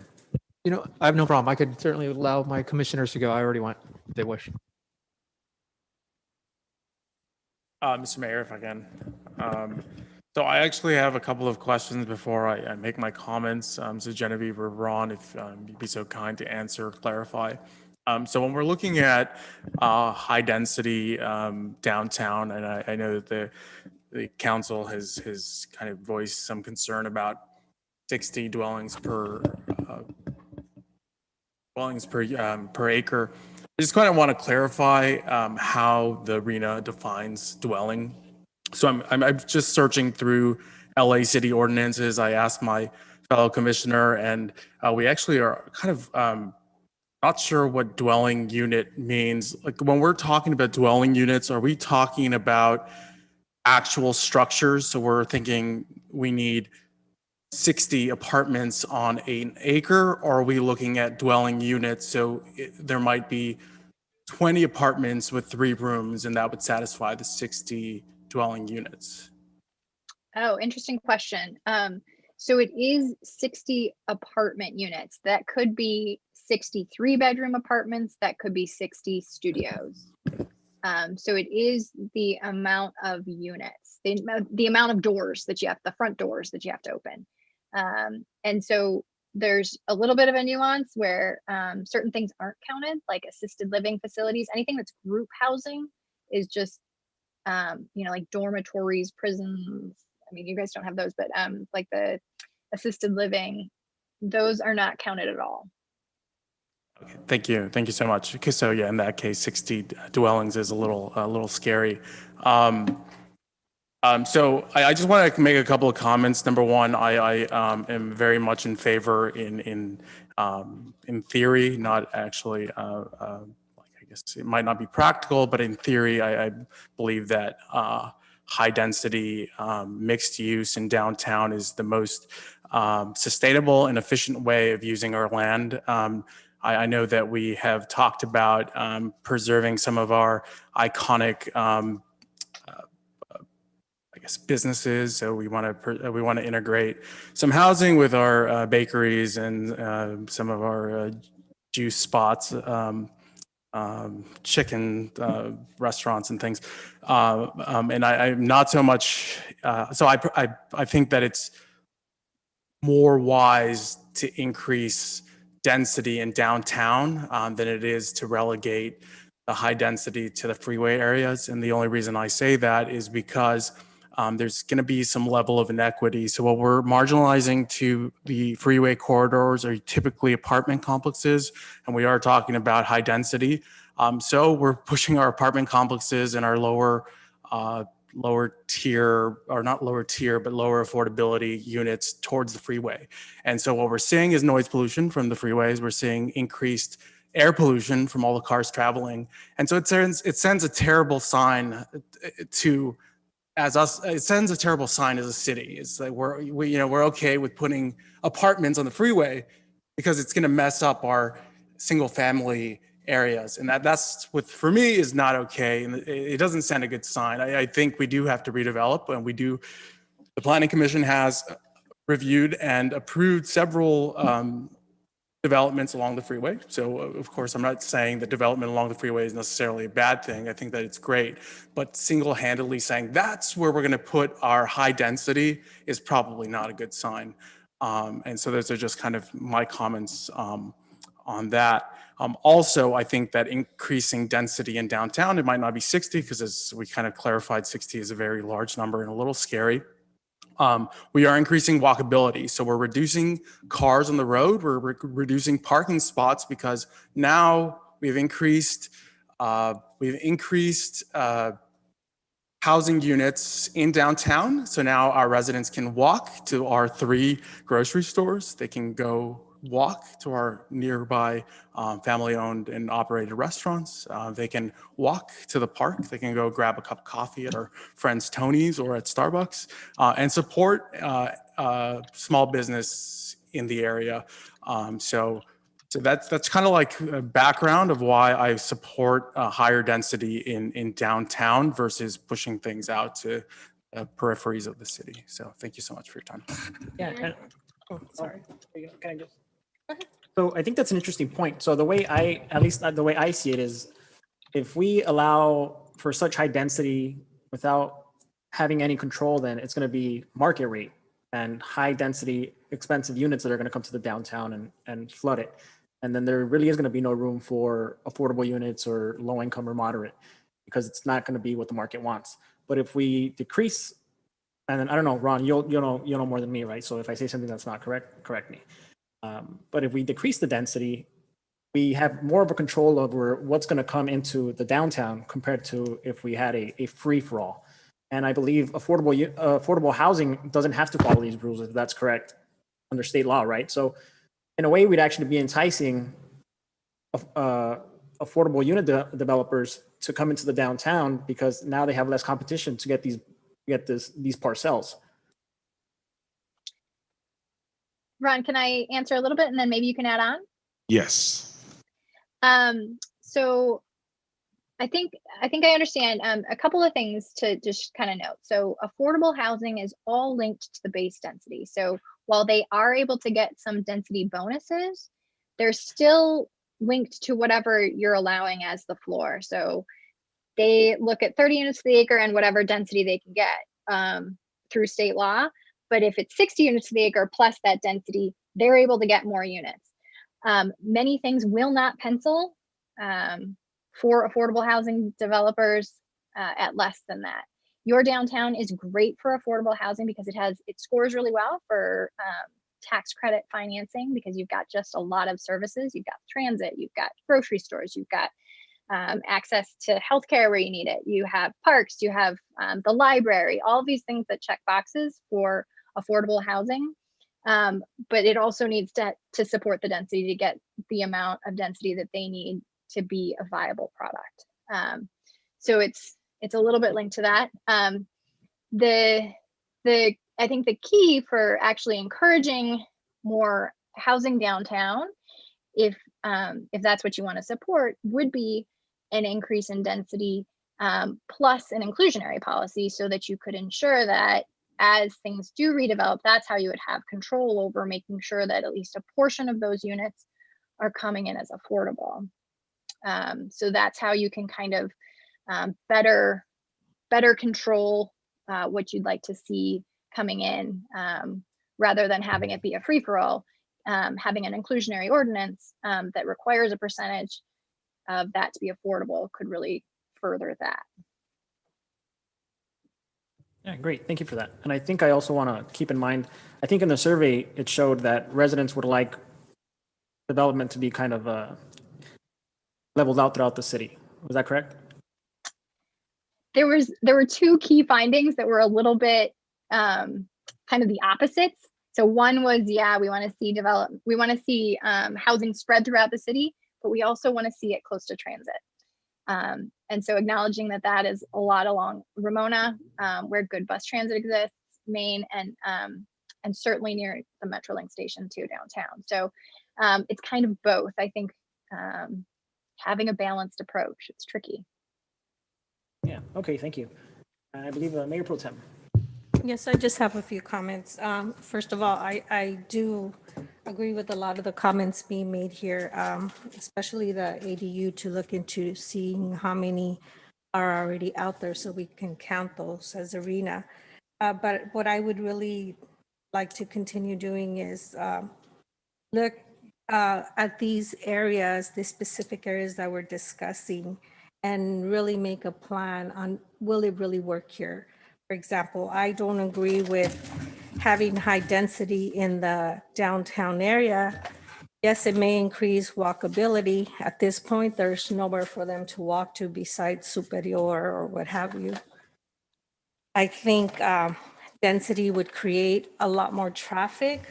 Ramona and Pacific are already very saturated with traffic, and density in that area would make it even worse.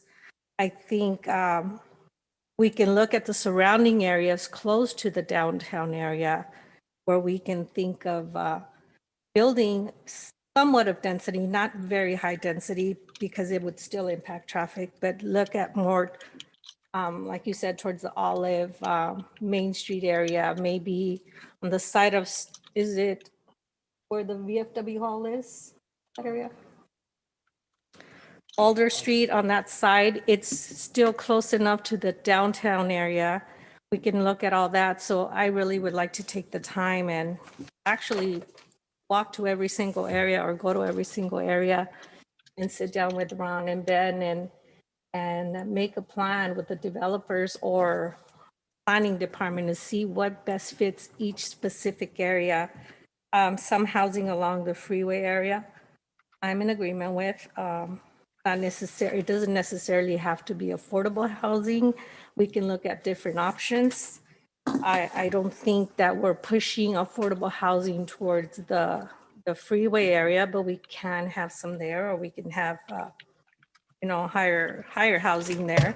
The mixed use projects, I like those, and there is some areas that we can use those. I think the area right there on Los Angeles Street that would be a good area for the mixed use where we can have the stores and the housing on top. So I want to take the time, maybe Ron, Ben, and take a drive to all these specified areas and all of us, and we get a better idea of and plan together of what better fits these areas so that we can meet RENA. That's all. So, Ben, I know everybody kind of keeps talking about time, and I know at the downtown specific plan, you kind of emphasized on the time crunch. So what is this? How can we kind of gather everybody's concerns and thoughts on this and still make that time limit?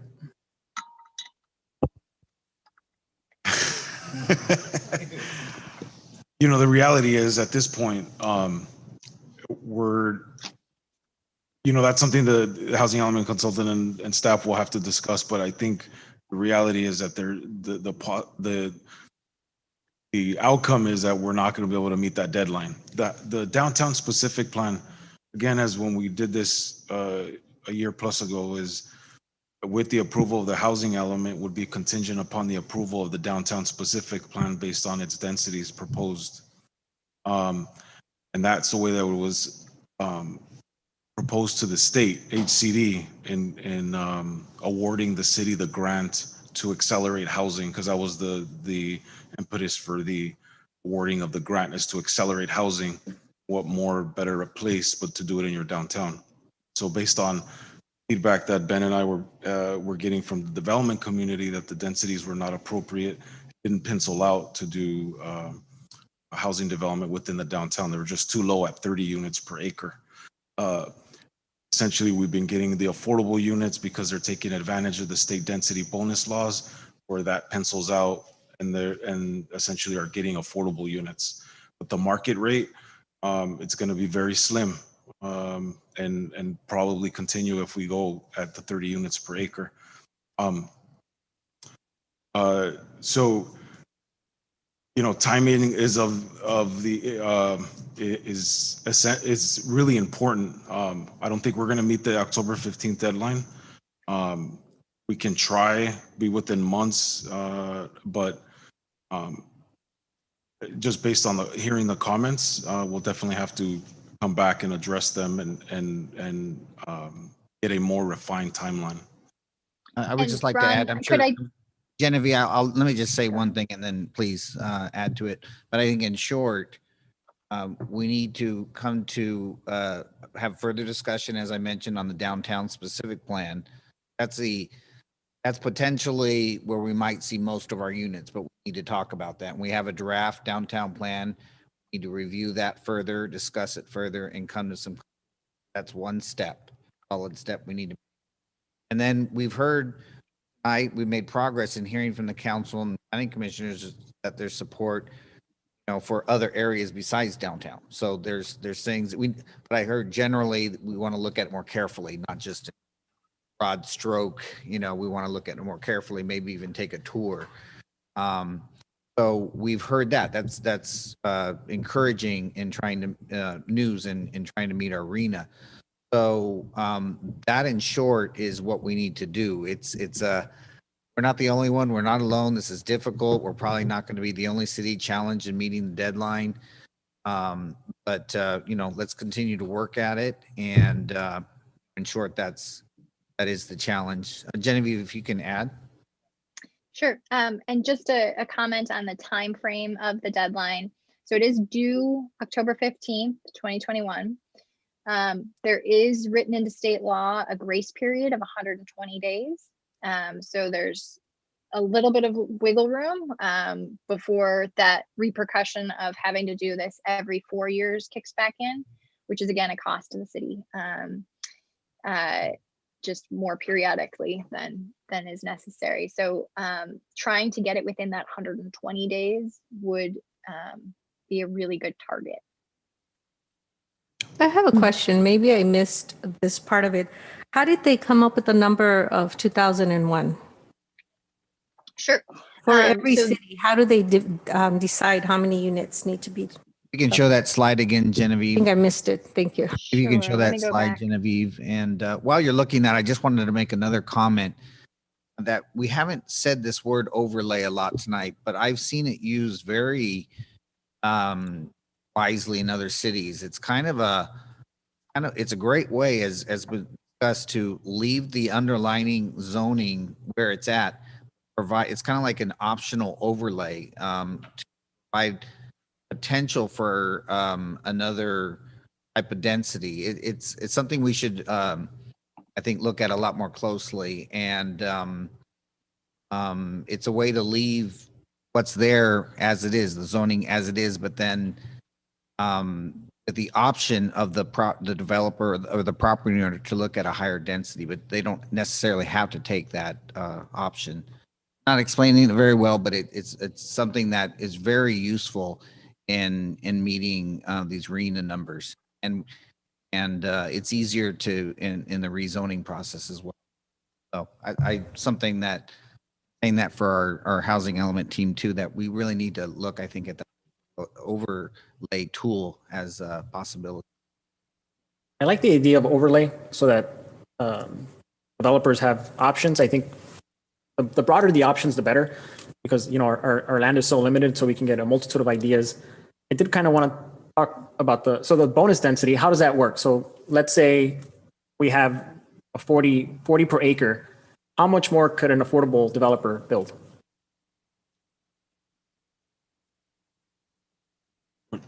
So based on Right. state law, I don't have that.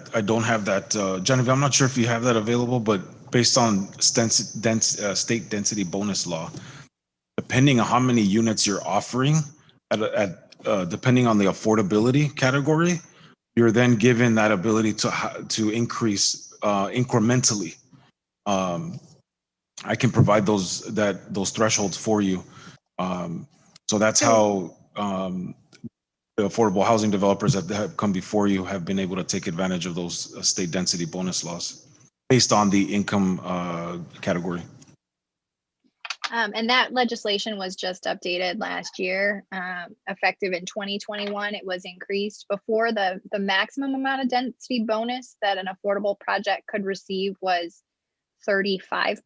So that would take, now I'd have to do the math to take that from, well, now it's up to 50. So if you've provided enough affordable housing, I have to check what enough is, but it's quite a bit. Then you can get a 50% bonus. So that would increase it from 40 to 60. So we can see that in affordable housing development. One of the other critical things about the density bonus law is the relaxation of parking requirements. If you're close to public transportation, parking requirements are lessened.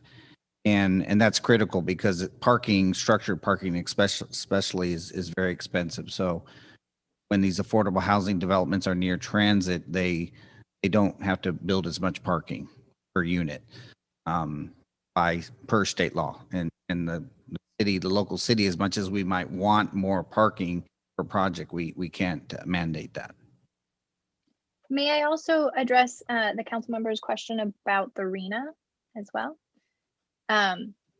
So the RENA is established by the Southern California Association of Governments, and they have a methodology that's a little bit of a black box that splits that 1.34 million units out to various jurisdictions. So a lot of that is linked to where is existing transit and services located. So because Baldwin Park does have good transit, it's seen as a good place for more housing, just regionally trying not to have too much sprawl out. SCAG did target areas that are close to transit and jobs in particular with receiving their RENA. So there were calculations based on where transit exists, where jobs exist. There was some credits for kind of environmental equity, kind of an equity balancing. So cities that have historically provided a lot of affordable housing were able to balance that out a little bit with a credit. So their RENAs dropped a little bit because of that. Did we get the credit in the city of Baldwin Park? I have to check. I'll look at the methodology for Baldwin Park and see. I don't remember right offhand. Can we see the list again that you had of Baldwin Park and some of the neighboring cities? Sure thing. So you can see that like Azusa, with having 2 Gold Line stations, even though their population is lower, they received a higher RENA than Baldwin Park. Covina similarly has nearly the same with a much smaller population. That's interesting. It's no wonder the city of Laverne was very upset that they just approved the metro to go through. I had no idea they used the transit portion of it to decide how much housing elements should be put in the city. They just approved that the line through to go through there, and Laverne residents are very upset about that. San Dimas and Laverne area. That's interesting. Thank you. Mayor, I have some additional questions. So, Ron, with the new developments, okay, remind me with Rome, what is the dwelling units per acre with the Rome project? So I calculated it's interesting because when reading the specific plan, it says 30 units per acre, but based on the densities bonus that was requested, if you recalculate the density, it comes out to almost like 75 units per acre. Okay, so the Rome project, which is right next to us, is 75 units per acre. Okay. And then how about the project at Badillo and Ramona? Cesar Chavez. Oh, that one? No, I'm talking about the market rate. Oh. The 3-story for sale. I mean, market. Next to the red car? Yeah. Oh, that is actually 24 units per acre. 24 and that's under the 30 units. That's within the 30 units allowed within the downtown specific plan. Mm-hmm. You're looking at 24 units air density. And then what Olson was proposing behind the Ahmad, what was the? Pretty much on par. 24 units? Yeah. Okay. That one was, they were proposing. That's about 55 units or so on an acre or so.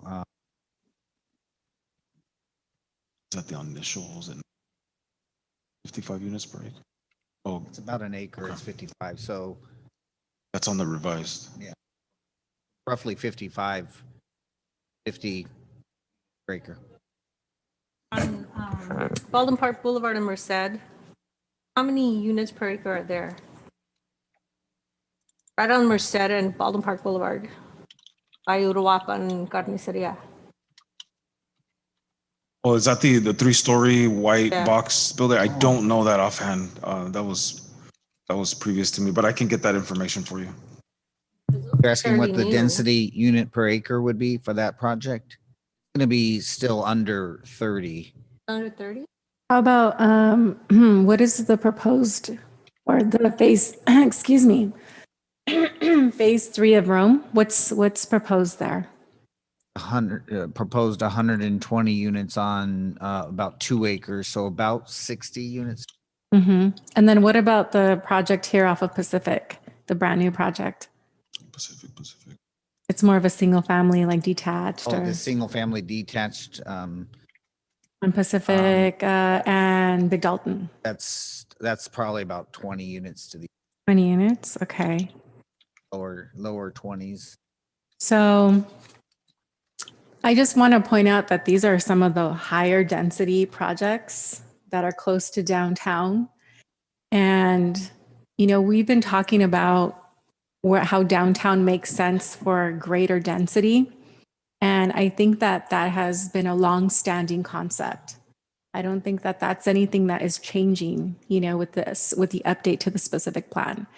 Because if we look across the city, for the most part, we have tried to preserve our neighborhoods as single family and then encouraged a little bit higher density along some corridors.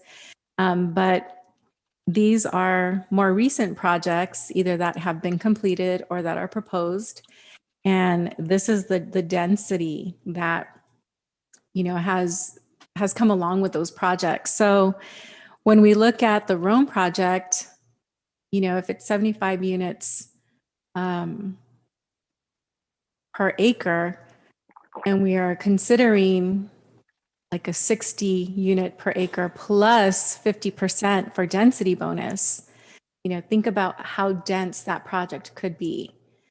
So I just want to use it as reference points because, again, it's about context. It's about what makes sense for our downtown. Our downtown can support some density, and that has always been, well, I shouldn't say that's always been, but at least for the last 20 years, it's been a vision of our city. Let's bring density. That's the whole point of, the transit center, and even some of the buildings that date back to the early 1900s are higher density. A perfect example is this historic building at Main and Ramona. So, that this has kind of been the place for density, but I think we just want to think through what that density looks like and its impact to, our streets, like you said, to the parking.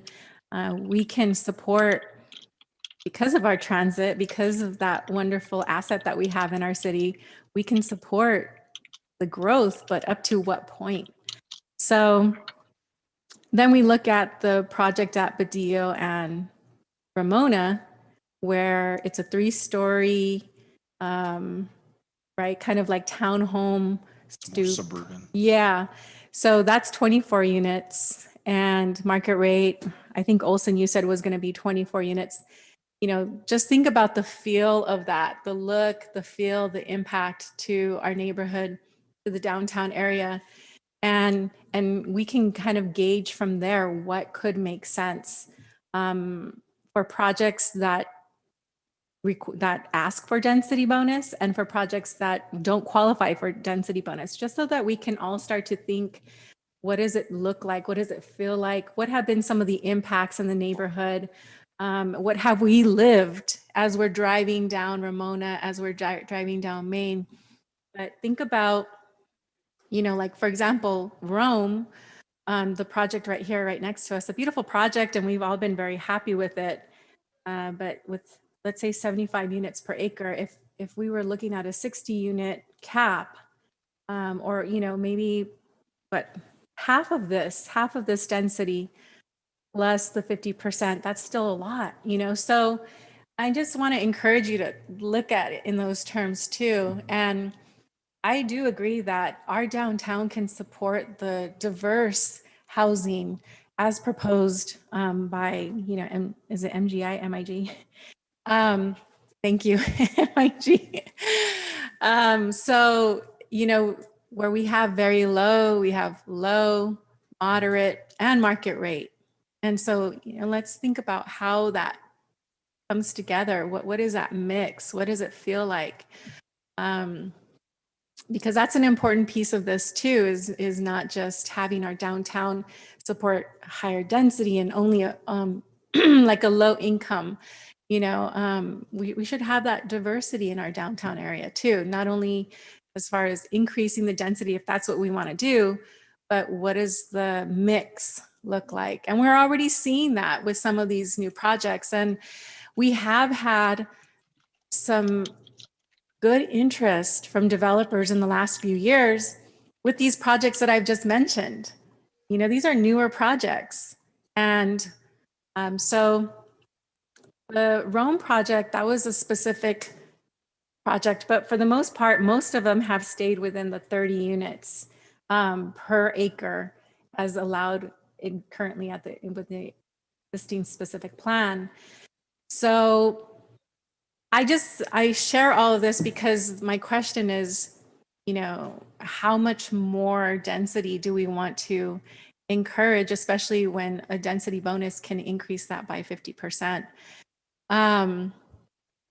And so, let's just think that through. And then I would ask Genevieve, can you go back to the slide where you were calculating the RENA numbers at the 30 to the 40 dwelling units per acre? Sure. Let me believe that's so. This one, shows from 60 to 50 and 40. So taking away the 60. And then make it go forward.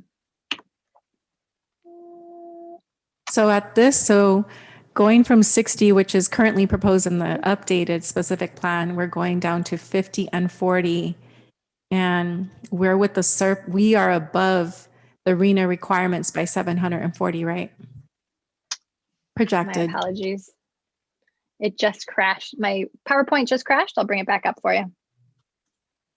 Well, Genevieve is bringing up, if I may, one thing to note, in the downtown specific plan, I just want to be clear, it's not 60 units across the board in the downtown specific plan. The core of the downtown is Main and Ramona, that intersection right there, 60 units per acre, and then transitions outward to 50 units per acre. And as you start getting closer to your residential, you're getting to 40 units per acre. So which is just 10 more units per acre than what's allowed under the downtown specific plan. And this specific plan is very sensitive to when you start abutting towards residential properties. So you're not getting, 4 stories right adjacent to a single family home. So the specific plan is very sensitive to development when you get to that edge. So I want to just make sure that everyone understands that 60 units is not across the board, Right. but it's just in the core. It would be just mostly in the core, kind of like Ramona, Main, maybe here behind us, behind the Civic Yeah, Center. essentially, yes. And then A lot of units. I will say some cities too, they're just 60 units, and generally you can add if you know some other cities, but there are adjacent cities from Baldwin Park, just north of us, that are doing 90 units per acre that have a gold line station, and they're building 500 unit type projects, again because they're near mass, a transit rich area such as Baldwin Park with the Metrolink. But What just wanna add cities that. are those, Ron? One city is like Duarte, Mm-hmm. that are at 90 that I know of. But they're not right in the middle of the downtown. I know what you're talking about. Yeah, they're right? not. Yeah, you're not And getting. right here, you're talking about right in the middle. Ramona and Main is right middle of downtown. Covina, I see them, but they're on the side. You have the main downtown area, Citrus between San Bernardino Road and Ramona. But those homes or townhomes are away from the main downtown area. And if I'm hearing you correctly, you're thinking of right in the middle, Ramona and Main. Is that correct? Yeah, this the most dense at 60 units per acre is Yeah. Main, Main and Ramona. I can see it away from it, like Monica had said, towards Olive, the mixed use type of things. And the density right here in the middle, I don't think it's a good idea. 60 is a lot of units, in my opinion. You have surrounding area, again, there's a lot of traffic already. I know we think of the walkability, but there's no walkability in our town. We still need to build that up. We should go the opposite, less density, and then just create it not as far as 60, create it outward. That's just how I see it. So So I had asked Genevieve if she could pull up is it working out? Okay. So this was one. So this is going from 60 down to 40 units per acre. And this would still help us reach our RENA numbers with a surplus of 509 as projected here. And then if we go down to the 30 as it currently stands today, it looks like, according to this, correct me if I'm wrong, Genevieve, but are we in a surplus of 145? So this is preliminary. So we would still need HCD to say, yeah, all these sites look great. And they usually ratchet us down a little bit. So I wouldn't feel terribly comfortable with this buffer being enough to actually support the RENA. But it's close. But given the new state laws, it's probably not enough, and certainly not enough necessarily to meet that no net loss requirement. Well, I do appreciate that you've provided this breakdown though, because then we can see that buffer. So if we go back to the 40 units per acre and we're at a surplus of 500, then that might give us the cushion that we need and, give us the comfort of, some of the density that we're seeing here already in our city, I think has been good.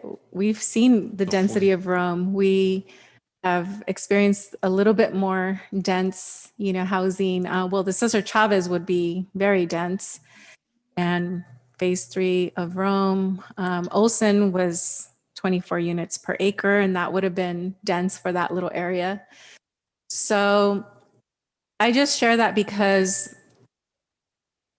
maybe we don't have to, increase too much, at least for the housing element and for the specific plan, but then we can create a process where if there are other developments that make sense, that are higher in density than what is on the, what we're looking at, and it makes sense and we are excited about it and we support it, that it would give us the opportunity to consider, like a variance of some kind or some other process to make us the special exceptions for, special projects. But it seems like even if we went up to the 30 to 40 unit per acre, we would still be okay with the RENA numbers. So it almost feels like we're kind of there, we're there. We don't have, it's not like we have a huge stretch, in other words, to get to the number that we need, and then a buffer, and then some. So I know that, I know that when it comes to wanting to work with developers and bring in more development and incentivize development, yeah, more density makes sense. But if we look around, there has been a lot of movement. There have been a lot of projects that have been completed, proposed, and we're at the 30 units per acre, and it seems comfortable right now for our downtown area. So I don't think we're in as much of a jam, in other words. I mean, tell me if I'm wrong, but I don't think we're in as much of a jam as, as we kind of were thinking in meeting these requirements and these obligations. At 30 units per acre? 30 to 40. 30 to 40, yeah. One thing to note, I just wanted, one thing to note is when we were provided the grant, the SP2 grant, if it is that we went to a lower density than what we had proposed to the state, just keep in mind, we'll have to go back to the state and ask for approval on an amendment. We may not get the approval granted. So that's something we'll have to work out with HCD. Can you elaborate on that, Ron? Like what was the expectation? So the expectation was 50 units. That's what was presented to 50 units per acre. 50 units per acre. So you're saying that we were able to draw down the funding, and because the plan was to bring 50 units per acre to the downtown. Right, and accelerate housing production, which met the guidelines for receiving that grant. If it is, and again, we'll cross our fingers there. But again, these are further discussions what to have with the state as far as what other things we can do to implement in the plan to accelerate housing production. Maybe not get the units, but program some incentives. So that will have to get worked out. Can I ask you, would we be able to meet those expectations in certain parcels? Like, let's say we looked at the MetroLink station, the parking lot here, as an opportunity for the highest density, and then we left everything, a little bit as it stands today, or somewhere in that area, that range, 30 to 40. Would it meet those requirements? Would it meet the expectation, do you think? If we scaled it back a little bit, I guess. If we scaled it back a little bit, I think in the 40, I think I think the 40, I think the state's going to be more amenable to that. It's an improvement of where we're at. Yeah, it's definitely an improvement. But if we go status quo or just maybe 30, I think they're going to say you're not meeting the intent of the grant. Well, then, something to consider, just to think about. Well, I'm sorry, I didn't mean to interrupt you, but so I don't think we really need to, it doesn't sound like we really need to tweak things as much as we thought we would. You know, I mean, when we have the follow-up conversation on the specific plan and we really fine tune and we refine that, we may not meet the deadline, miss the deadline. You know, we may not have to make any major overhaul, or if we just kind of fine tune this a little bit. So I'm optimistic. Yeah, no, I am too. Okay. Thank you, Mr. Mayor. I'll just keep it brief because I know other council members wish. Just for clarification, when we think of transit, and you've used the word major transit of obviously the Metrolink, but do we also, is the bus rail in our, in our line that we have here, is that also being considered? Oh, absolutely. I'm glad you brought that up. I know we've been emphasizing on that big asset of that the city has, but yes, the bus lines, even the smaller, people movers such as the trolley system, all that is taken into consideration.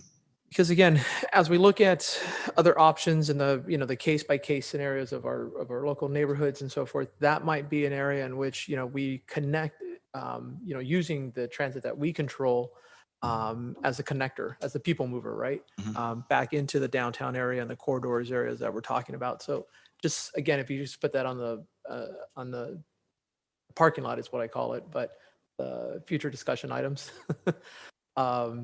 That would be helpful because again, as we discuss, the landscape of our city, that might be something, as we're looking, not necessarily to put affordable housing up along the freeways, but as we get further away, maybe from like the main corridor, that provides them an opportunity for them to get back into our major transit areas from when they can go to work and wherever else and so forth. So thank you.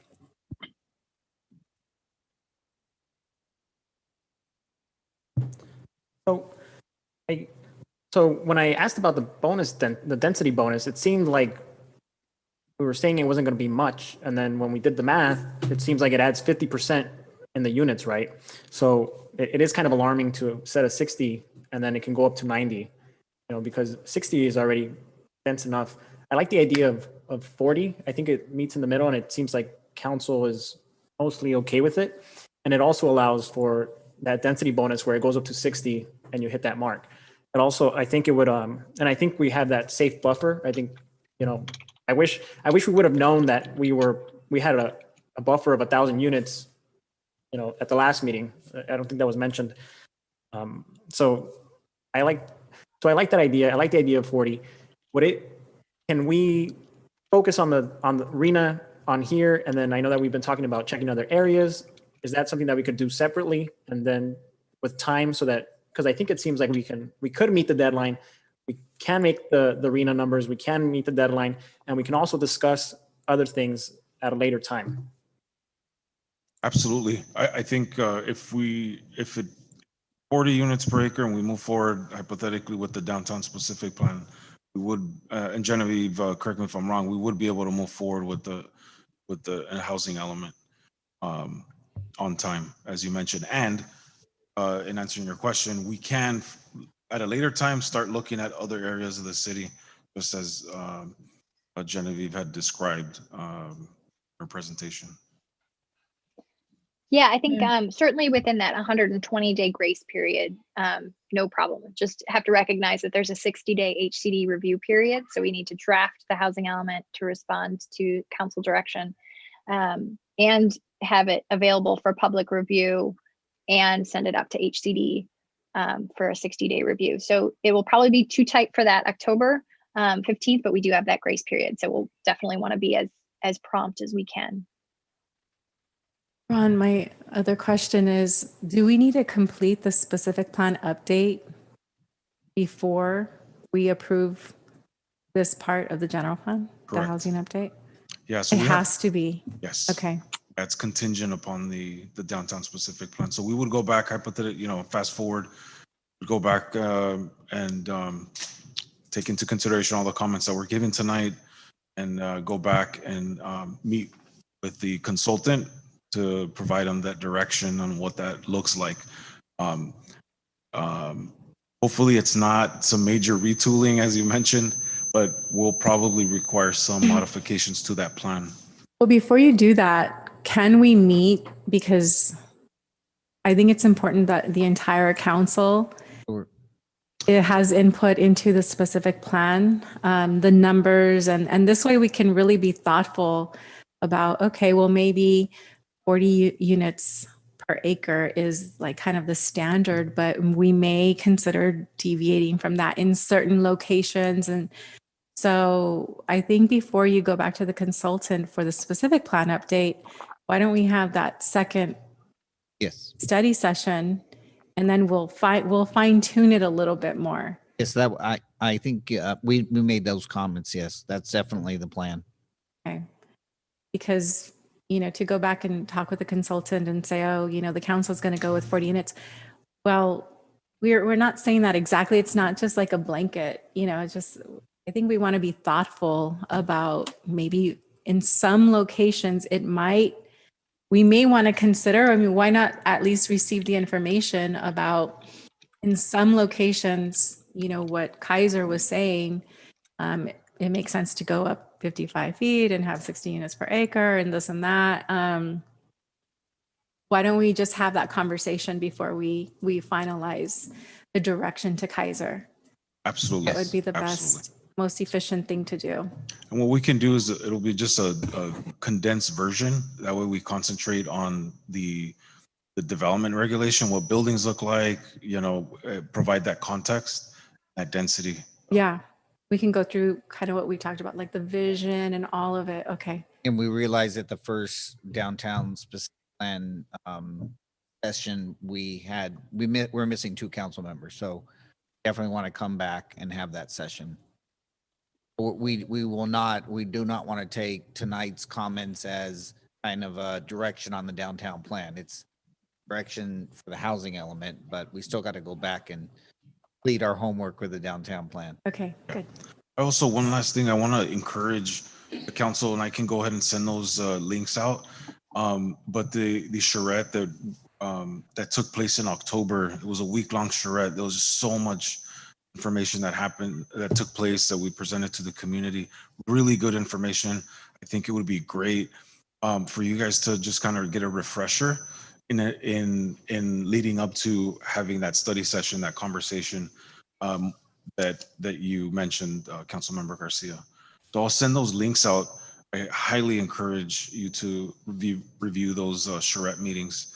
I promise you it's just a wealth of information that'll help, foster that discussion when we have it. Real quick, someone in the chat, it's a public member, has a comment. So I don't know if Ron. Yeah, so Ron, and Mr. Mayor, would you like me to read the comment that was just received in the chat? And I don't know if you wanted to open it up to any other public comments on this. Yeah, you can read the chat. I think it would be better so that it has a nice flow to the conversation.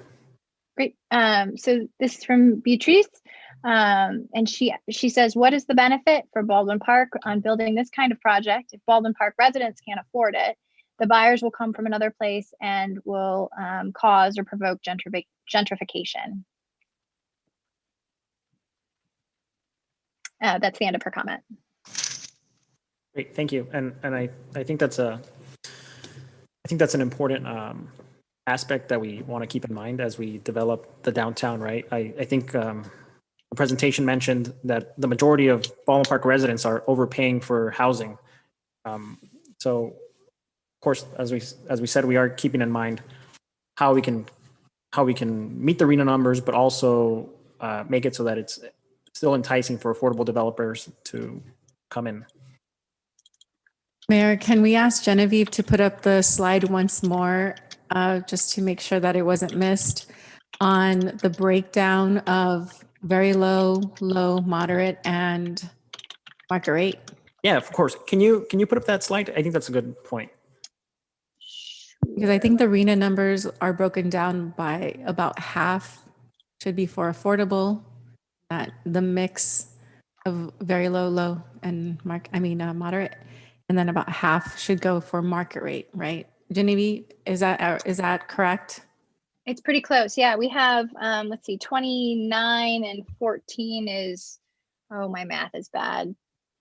So about 44%, is that right? 43% for affordable housing. And then 13% at really workforce housing, that moderate income rate, and then 44% above moderate or market rate.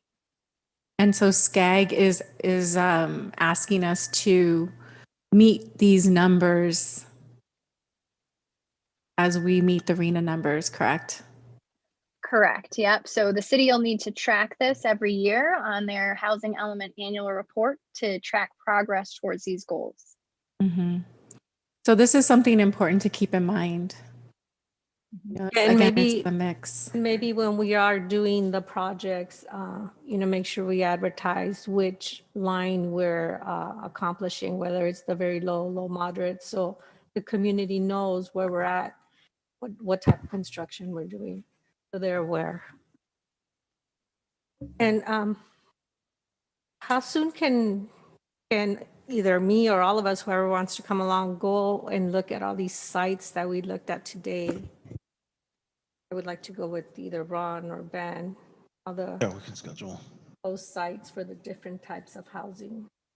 I know we need to decide what would be best for the specific. I think yes, we can schedule that. I think the downtown discussion would be the most critical discussion. And then depending on the guidance from the council of the density in the downtown, then it could be an opportune time to look at more closely these outside of downtown areas that we just and the consultant did a very good job in a short amount of time to look at, provide something, a diagram and maps for us to look at, but that we need and we want to look at much more closely. Mm-hmm. So yes.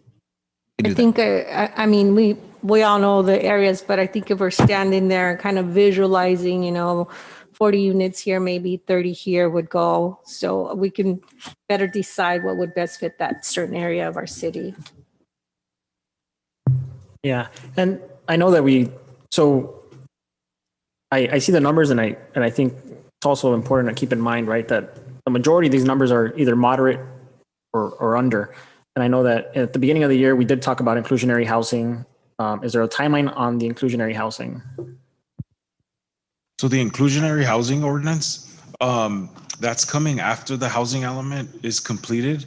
So LaSar Development, which is being funded by Measure H, will be performing a financial analysis to determine what the appropriate percentage would be for an inclusionary, to adopt an IHO essentially.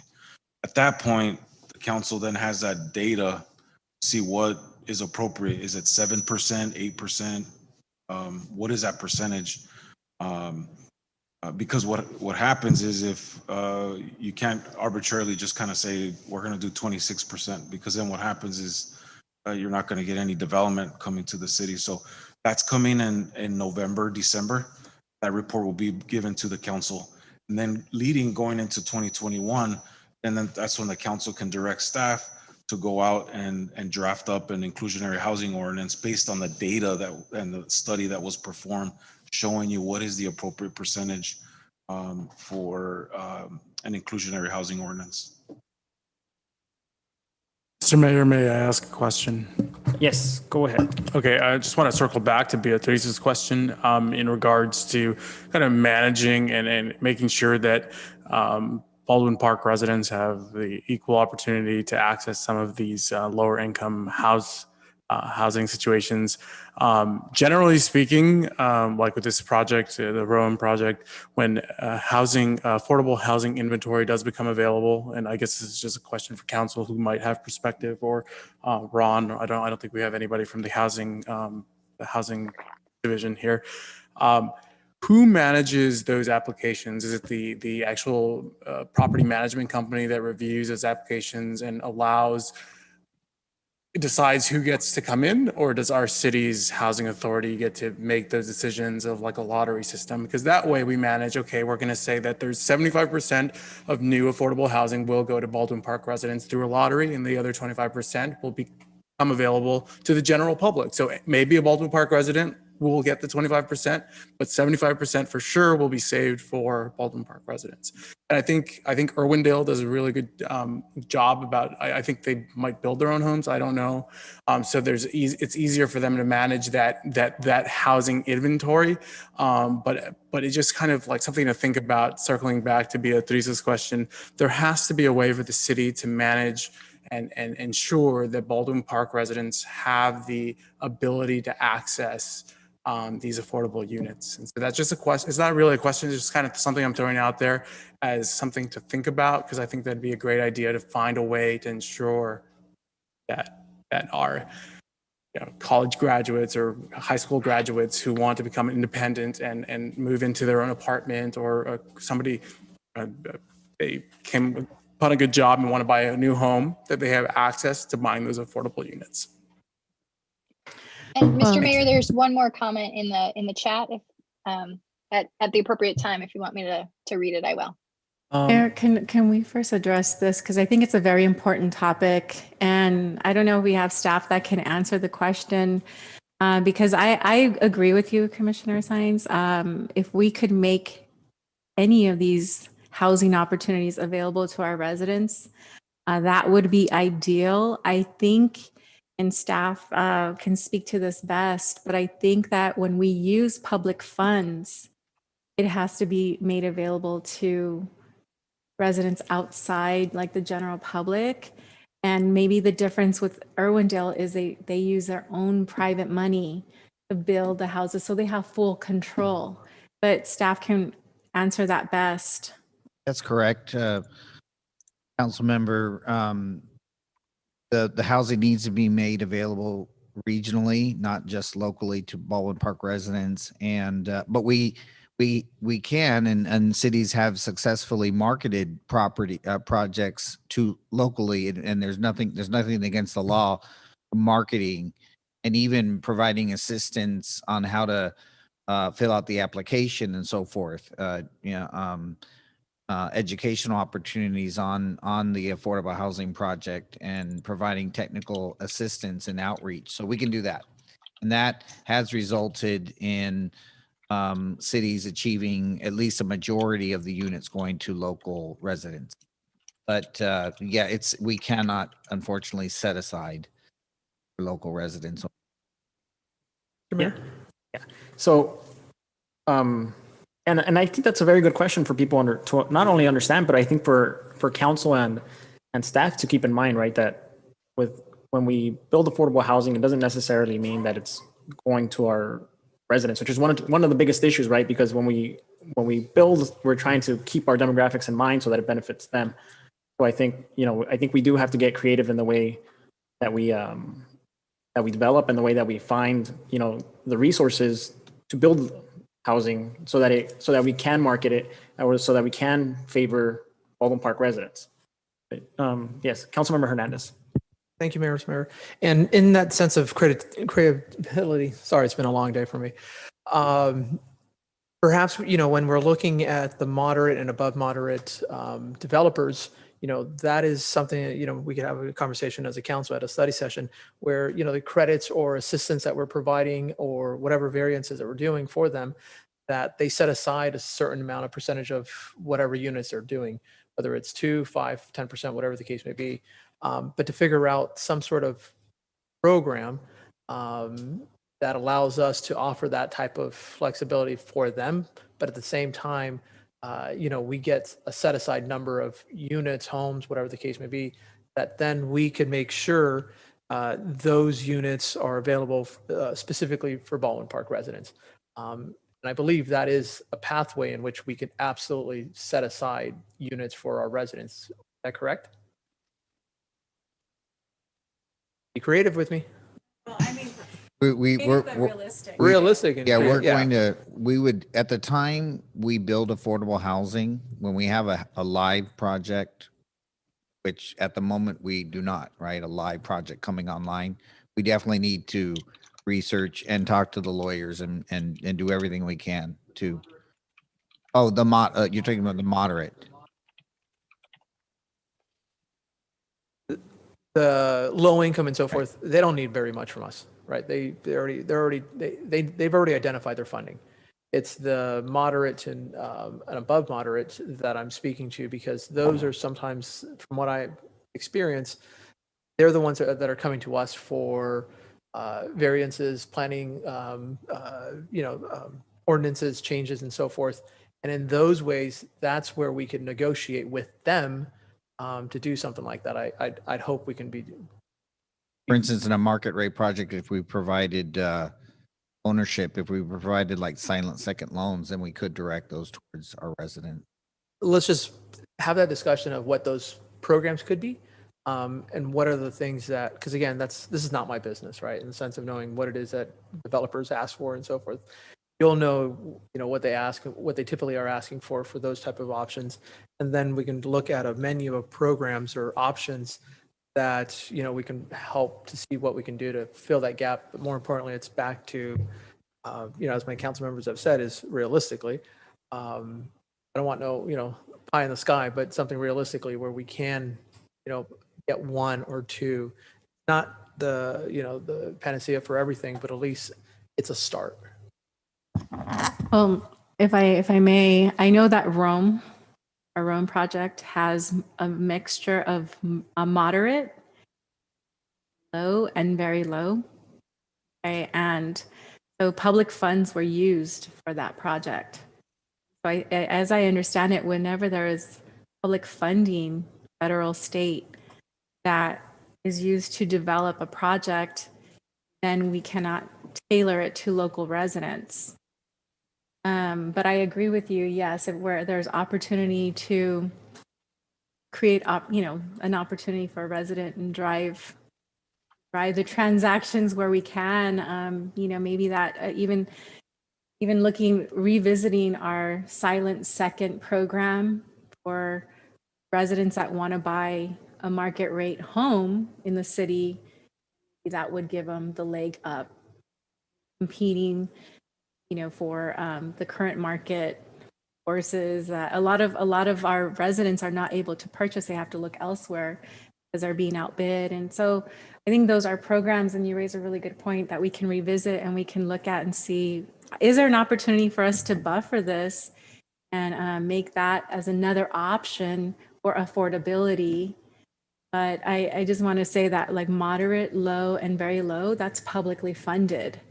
So we can't drive, sounds like our local residents to those opportunities. We can't set aside those, for our local residents. We can guide and we can encourage and all of it.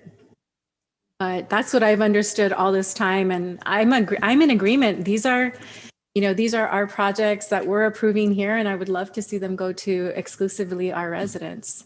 But that has its challenges. So see, Commissioner, what you started.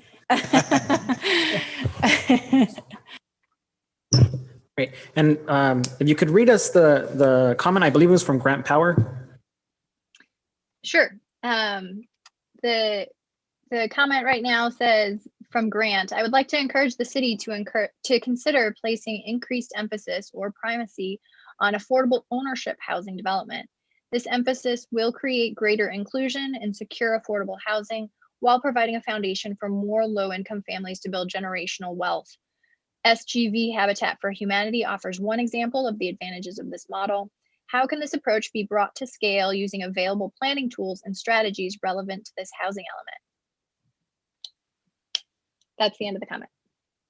Great, and I think that's a great comment, and I recognize Grant Power because if whoever's listening is not aware, we have partnered with Habitat for Humanity to start that process. We have that they've acquired that lot on Torch Street, and I think that's a very valid point, right? We want to be able to keep Baldwin Park residents here and help them build generational wealth, and I agree with the sentiment and the comment, right? That's one way to help families for generations and keep them in their homes, as in the city where they feel they belong. And I think that was also one of those creative ways where we are able to have a say in who can acquire these homes. Is that right, Ben? Well, again, well, with the Habitat project, for instance, that still will be, we can market it locally to our residents. We can't reserve them. We can market them locally. Great. And I do think that is I do think Habitat for Humanity is a worthwhile partner and definitely worth having with, and always looking for opportunities to work with. You know, they have that track record of really sticking to that mission statement. Mr. Mayor, we do have another comment in the chat. Yes, go ahead. This is from Beatrice. I think it is important to have in mind first the Baldwin Park residents' housing needs, then regional or state requirements, because all know that when building the projects, the low-income housing is always below percentages than what we need. So recognizing again that we're not achieving the housing, the affordable housing that we need. Mayor, if I can say, I think we are all in agreement with Beatriz. We would love, again, to restate this. We would love to make those housing opportunities available to our local residents. But where public funding, state or federal, is involved to develop these projects, as our staff has said, we cannot, it's illegal. The law does not allow us to set aside. I think we all share the same sentiment and we can agree on that. And just wanted to restate that. Yeah, by all means, I think that's the biggest challenge, right? Making sure that the resources that come in can favor the community. I think that's what we would all want, more than anything. And I think, I think cities like Pasadena have been able to do things like that, where they allocate a certain percentage of the incoming housing. But again, it might have to be with the resources that are available to them. So it's just a matter of revenues, right? So we have to look to find those revenues locally. If I'm understanding correctly, it has to be city money, not money that comes from a federal level or HUD or anything like that. The city would have to really look at increasing revenue so that we can start a fund for something like that. And I think, that's definitely something to look worthwhile too, but that's, a step-by-step process and how we develop commercially, economically, and go from there. And may I add, Mr. Mayor, I think I'm wondering, I think we could do a little bit more research about Pasadena's program, but I'm wondering, because they do have a very strong inclusionary housing policy, I'm wondering if those inclusionary units are able to have a local preference. So that's something to consider, that we can do some research on and that you can consider in a potential future inclusionary housing ordinance. Yeah, definitely. I think that's a great idea.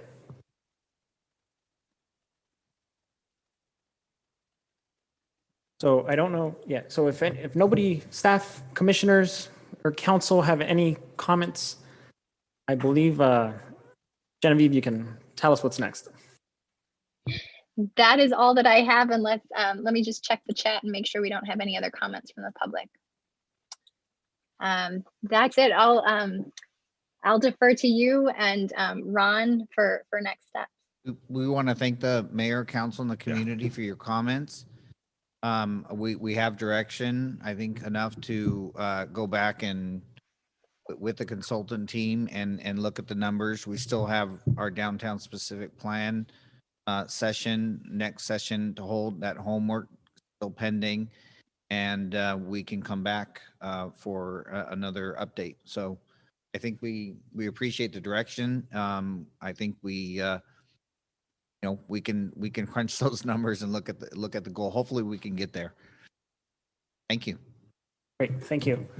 So I believe at this moment, let me just make sure, check the agenda. There's nothing left on our agenda. We've completed our study session. There's no more questions, comments, or concerns. I will move to adjourn the meeting. Can I get a second? Second. Any objections? No, meeting adjourned. Thank you, everybody. Thank you.